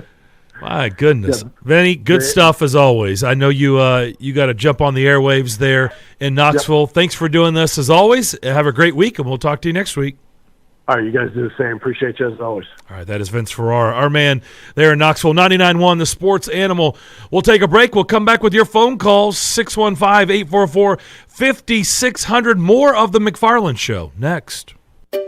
Finding great candidates to hire can be like, well, trying to find a needle in a haystack. Sure, you can post your job to some job board, but then all you can do is hope the right person comes along, which is why you should try ZipRecruiter for free at ZipRecruiter.com/free. ZipRecruiter doesn't depend on candidates finding you. Its powerful technology identifies people with the right experience and actively invites them to apply to your job. You get qualified candidates fast. So while other companies might deliver a lot of hay, ZipRecruiter finds you what you're looking for. The needle in the haystack. 4 out of 5 employers who post a job on ZipRecruiter get a quality candidate through the site within the first day. ZipRecruiter, the smartest way to hire. And right now, you can try ZipRecruiter for free. That's right, free. Just go to this exclusive web address, ZipRecruiter.com/free. That's ZipRecruiter.com/free. ZipRecruiter.com/free. What happens to your decision making when you drink? Well, after one drink, you feel confident. A few more, and calling your ex at 1 a.m. seems like a great idea. And you're pretty sure the secret to a great taco is 4-day-old macaroni. The bottom line, drunk you doesn't make great decisions. So you're risking a DUI or worse if you count on him to get you home. Plan before you party. Get home safe. Paid for by the Tennessee Highway Safety Office. Realtors abide by a code of ethics. This is Article 9 in action. Beth, a first-time homebuyer, knew nothing about the home buying process, except that she wanted to buy a home. But her realtor had the expertise to make sure Beth understood every document, even giving her copies to review with her lawyer so Beth could close on her first home with confidence. Complicated things explained in simple terms. The difference between an agent and a realtor is real. Realtors are members of the National Association of Realtors. That's who we are. Bundling car and renter's insurance with Geico is so easy, your neighbors are probably already doing it. But who? Look for the signs. Chances are they live in a home and have a car. They use money and enjoy having more of it. They probably drink lots of lemonade. Lemonade. And they probably said something suspicious like, "I'm bundling with Geico," or "Stop spying on me with those binoculars." If so, you may want to ask them how easy it was to bundle with Geico. Bundling is easy with Geico. Just ask your neighbors. Golfers, tee it up at Edwin Watts Golf Shops with the new 2023 Aerojet woods and irons from Cobra Golf. The new Aerojet woods are designed with a unique aerodynamic shape that delivers faster clubhead speeds for longer drives. And the new Aerojet irons are made with hot face technology, so every strike delivers more distance. Elevate your game by swinging into Edwin Watts Golf Shops and get custom fit on the new Cobra woods and irons today. Edwin Watts Golf Shops. Unmatched expertise, unmatched service. This is the Greg Pogue and John Burton Show. It's Miss Amy now for everybody, right? Apparently it's Miss Amy. It's Miss Amy, Miss Amy. I call her AAS. I call her owner. And then The boss. You know what she is? She's a wolf in sheep's clothing. Damn, bro. She's a gangster. She knows what she's a gangster. She knows what she's doing. Yep. Greg Pogue and News Channel 5's John Burton, WNSR, Nashville Sports Radio. You're listening live from the Strike and Spare Studios, downtown Music City. It's the McFarland Show. Indeed you are. Welcome back. Thank you, big voice guy. Big voice. 615-844-5600. There used to be a guy in this town that has got his own show that used to be my intern. At another place, and I called him Deep Voice Guy. Deep Voice Guy. That's the only thing he was known by. Nobody knew who he was. Yes. And I just called him Deep Voice Guy, and that's how everybody referenced him. Okay. And now he has his own show. He's made a name for himself. And he's not Deep Voice Guy anymore. In other ways. Still got a good radio voice. He still has deep voice. He has a name. Yes. Yeah. Let's go to the phones, 844-5600. That's all we're going to say about that. And we'll leave it at that. Tony in Nolensville. Tony, what's up? Good afternoon, gentlemen. I'm sorry you're having work on this holiday, but appreciate the holiday. And Absolutely. I know you love your job. As Devlin just said, love my job, love being here. So We're just thank y'all for grinders, being- Tony. We're just grinders, man. Yes, you are. There's no doubt about it. No doubt. Great weekend for the Commodores in baseball, and, of course, with basketball, another nail-biter.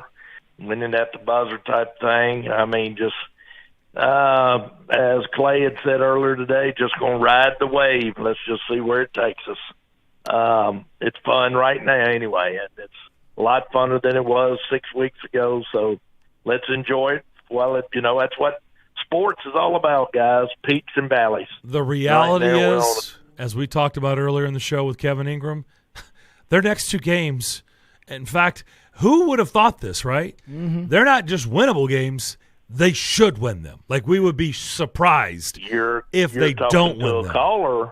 You're talking to a caller that said they'd win 8 or 10 games. Y'all remember that. Yeah, well, they're about to – it should be 7 in a row when that Florida game concludes on Saturday, because they don't have their best player, and they've already gone to Gainesville and beaten Florida. They should beat Florida at home without their best player. Right. And LSU, we don't even need to talk about that. Like, come on. True. Bad weekend for the Governors at Austin Peay. By the way, that's what LSU looks like when you're not paying players. But anyway, I digress. What? Dang. Is that too soon? Dang. What? Where did that come from? Well, I mean, that's how their came coach out of got nowhere. fired. Like, we weren't talking about nothing. All of a sudden, we just bring this in. I didn't break news. That was in the news. Drop this out the sky. And he's an Ashevillean, too. Sorry, I like him. But, Jeez. Just Tony, saying. continue, sir.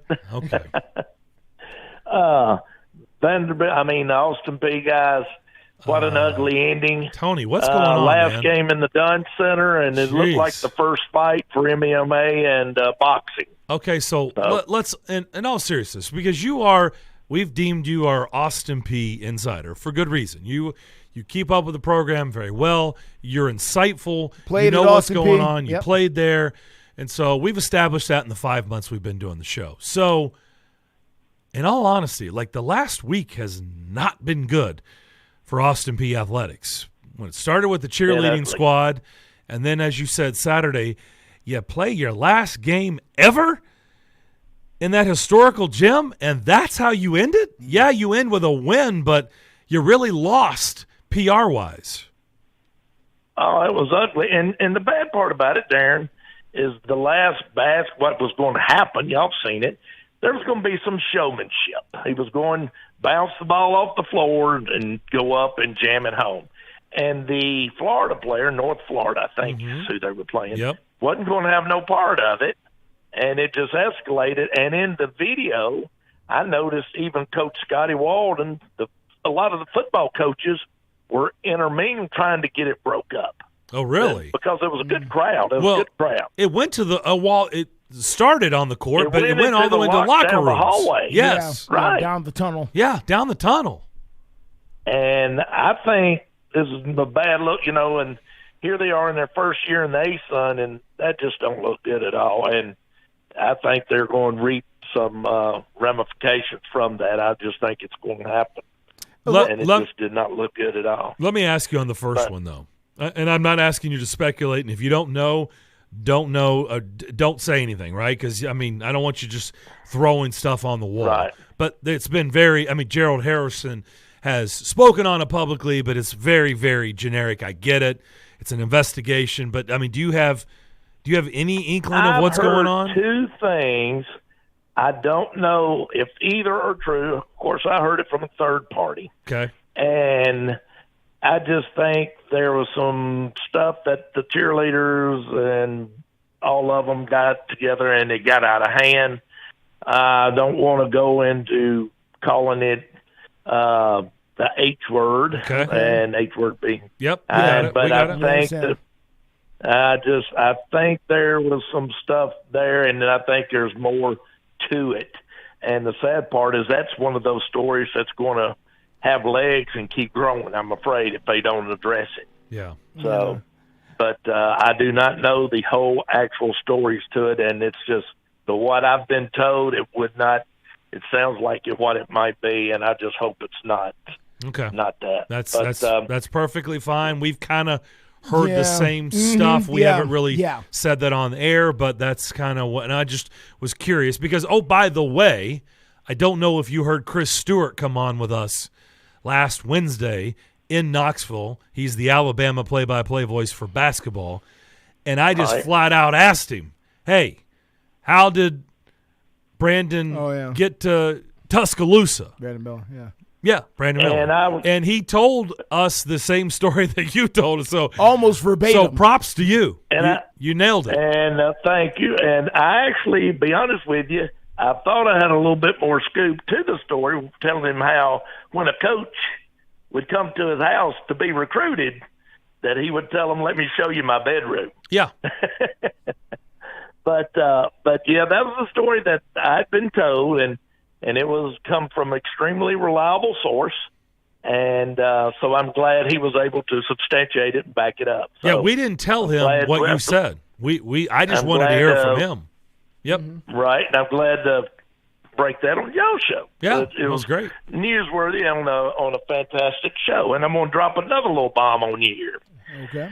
Did y'all see last week what the Florida Senate, House Senate, and Representatives, what bill they passed down in the state of Florida on what universities can do now pertaining to the NIL? No, I missed that. Nope.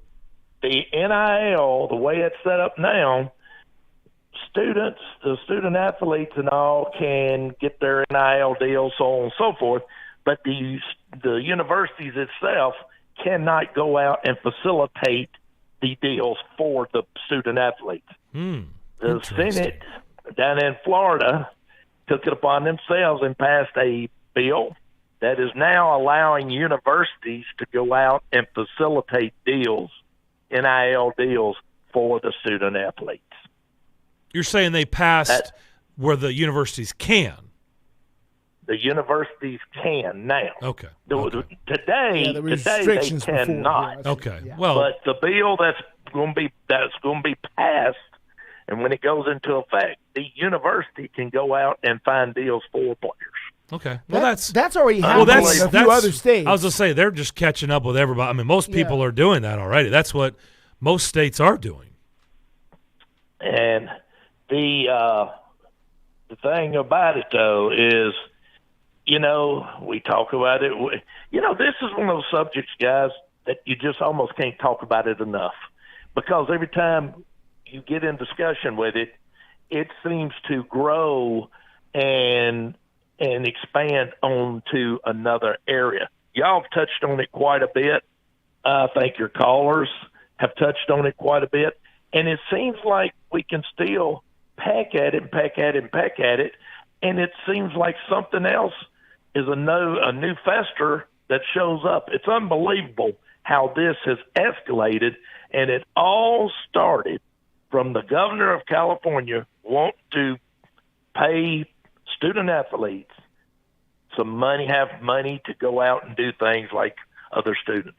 And that's where we are today with it. It's unbelievable. Thank you, Tony. Appreciate it, as always. Have a great day. Show, as always. Thank you. I think this actually started from Ed O'Bannon. I'm about to say, it started in California, all right, but it was at UCLA. It was Ed with the O'Bannons. who really started all this. In the federal courthouse. And it took a long, long time to get to this point. Yeah. Right? Yeah. No, you're right. That's where the O'Bannon brothers, actually, both of them, but yeah. As Jim Carrey said in Bruce Almighty, that's where the cookie really crumbled, right? Mhm. Ed O'Bannon. Oh, yeah. That case is what really got us to where we are today. That is correct. In my view, that is correct. Well, it beat down the door, Mhm. and that just created, everybody came through. He's the Kurt Flood of this whole thing. That's right. Let's go to Mike in Melrose. Mike, you're up next. Welcome in. Good afternoon. I'll go real quick. I hadn't heard the whole story behind Brandon Miller. I do know I reffed a game with a guy a couple weeks ago who teaches at Cane Ridge, and he told me that Brandon was just going to go to the G League straight. He didn't want to go to college, and this guy that I work with, so he talked him into going somewhere to get an NIL package. So, okay. Well, that's a little extra layer to it. That's good Yeah. stuff. And he, like I said, he teaches at Cane Ridge. Just got back from Texas, had a good trip down there. Got to see all the games. I don't know if you saw the other score, but TCU wound up losing to Missouri last night in extra innings. And then Arkansas, after getting thumped, they went and thumped Oklahoma State 18-1. Oh. So, and a shout out to Lipscomb, who beat Notre Dame 2 times. Yeah. How about that? Say, Mike, what did you think of the Rangers ballpark? Globe Life Park.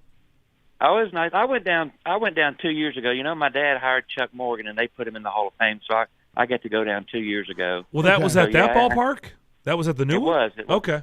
It was, and then they kept the old one, and they kept it, and they're actually playing the XFL. That's where the game. XFL Yes, that's right. Yeah, that's correct. At the old ballpark at Arlington, yeah.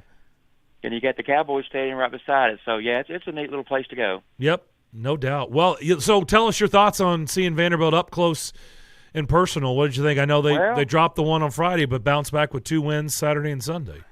Yeah, I was worried after, we lost our top 2 hitters, and then Friday we had 5 hits, and our second baseman had 3 of them. So I said, "Oh boy, it could be a tough year for the bats." And then the next 2 days, they just broke loose. And of course, we got some help from Texas making all the errors, but we still hit the ball after that. So,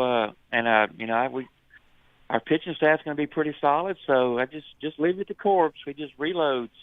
Yep, sure does. He's done it for a long time. So now they'll be home this week. Thank you, Mike. See ya. Yeah, I've not been to the new one. I've been to the old one many times. Yeah. Haven't been to the new one, but they literally built it next door. Yeah. I don't understand What? why they keep that that structure, the old park. Yeah. It's not going to be there forever. I don't know why their teams or why they keep buildings up for a while and then they eventually tear them down. Why? Well, why is it up now? Because it's expensive to tear them down, and tear them down to do what with it? You have to find out what are you going to do with this property, and is there something we can do with it as it stands? Can it be repurposed? All those kinds of things are part of it. And then if you get into places like Chicago and Houston, where maybe you can't tear it down, I know that's the problem they've got with Soldier Field right now. It's a historic landmark. I know, but they can't level it if they wanted to. But Justin, they did. That's not true though. They did the same thing with the old Tiger Stadium For a long time, it was a historical landmark, and it just guess what? It ain't there anymore. Yeah. Okay. So, but how does that go away? I am curious. I'm literally asking the question, like, when you deem something a historical landmark, why 10, 15, 20 years later can that go away and it disappear? It depends on, well, there's a couple of different factors. It depends on who it belongs to. And for instance, in Chicago, Soldier Field belongs to the city of Chicago, belongs to the Park District. So in order for them to level it, they would have to decide as a city, not some private person, but as a city, yeah, we're going to tear this down, and then they would have to go through the legal process to get that done. You know where that is in play right now? Where? Houston. Yeah, with the Astroturf. Astroturf's still up. With the Astroturf. And that's what I'm saying. It's a dump, but it's still up. The city of Houston owns the thing. Yes. So now. And they're in debt up to their eyeballs on it. Legion Field in Birmingham. Yeah. It's the same exact thing. So now they've got it. It's old. There's really no use for it. But what are we going to do with it? Well, it's historic, yes. But is it useful? No. So can we tear it down? Well, if we tear it down, what are we going to do with it? We're going to turn it into apartments? Like, what's happening here? Is it just going to be green space? I mean, what are we going to do? Parking? Maybe. I mean, Old Candlestick Park in San Francisco, they turned that into, just this parking lot, essentially. Like, there's nothing there, the point or whatever they call it. It's just empty space at this point. So, no, it can stay there or it can go away, but it all depends on who owns it is huge, which is what we are going through right now here in this very city. The stadiums, the arenas, everything in town is owned and operated pretty much by the city of Nashville. So as long as they maintain ownership of it, whatever happens to it will be up to the city ultimately. But if you have private people who own it, then they can do whatever they want with it. And then at that point, you're just at the mercy of whatever they decide to do with it one way or the other. So we'll see. I mean, but it is interesting, though, how certain things stay and other things disappear. Yeah. The Yankees owned Old Yankee Stadium. They tore it down. They tore it down. Other ones they tear down immediately when they build them. If the city of New York, the new one's up and running, the other one goes away. If the community of the Bronx or whatever that's what'll happen here. If they owned it, right? Nissan will, the minute they open up the new one, that'll go away. Oh yeah, it's getting a bulldozer, absolutely. Yeah. Kaboom. The land is already spoken for, absolutely. By the way, have you ever been to that area in Arlington? Yes. The last time I went to a Rangers game, we parked so far away. They have a lot of people on bicycles that they will bicycle you to the car because they have the sit down area. Sure. We had one of them bicycles. That was a first. Got horseback too. You got to work. In July, it's like 98 degrees. The two of us back to our car. And you're pedaling. All right, that'll do it for our show today. Have a great rest of your Monday. Earn it. We'll talk to you tomorrow at 2:00. See you then.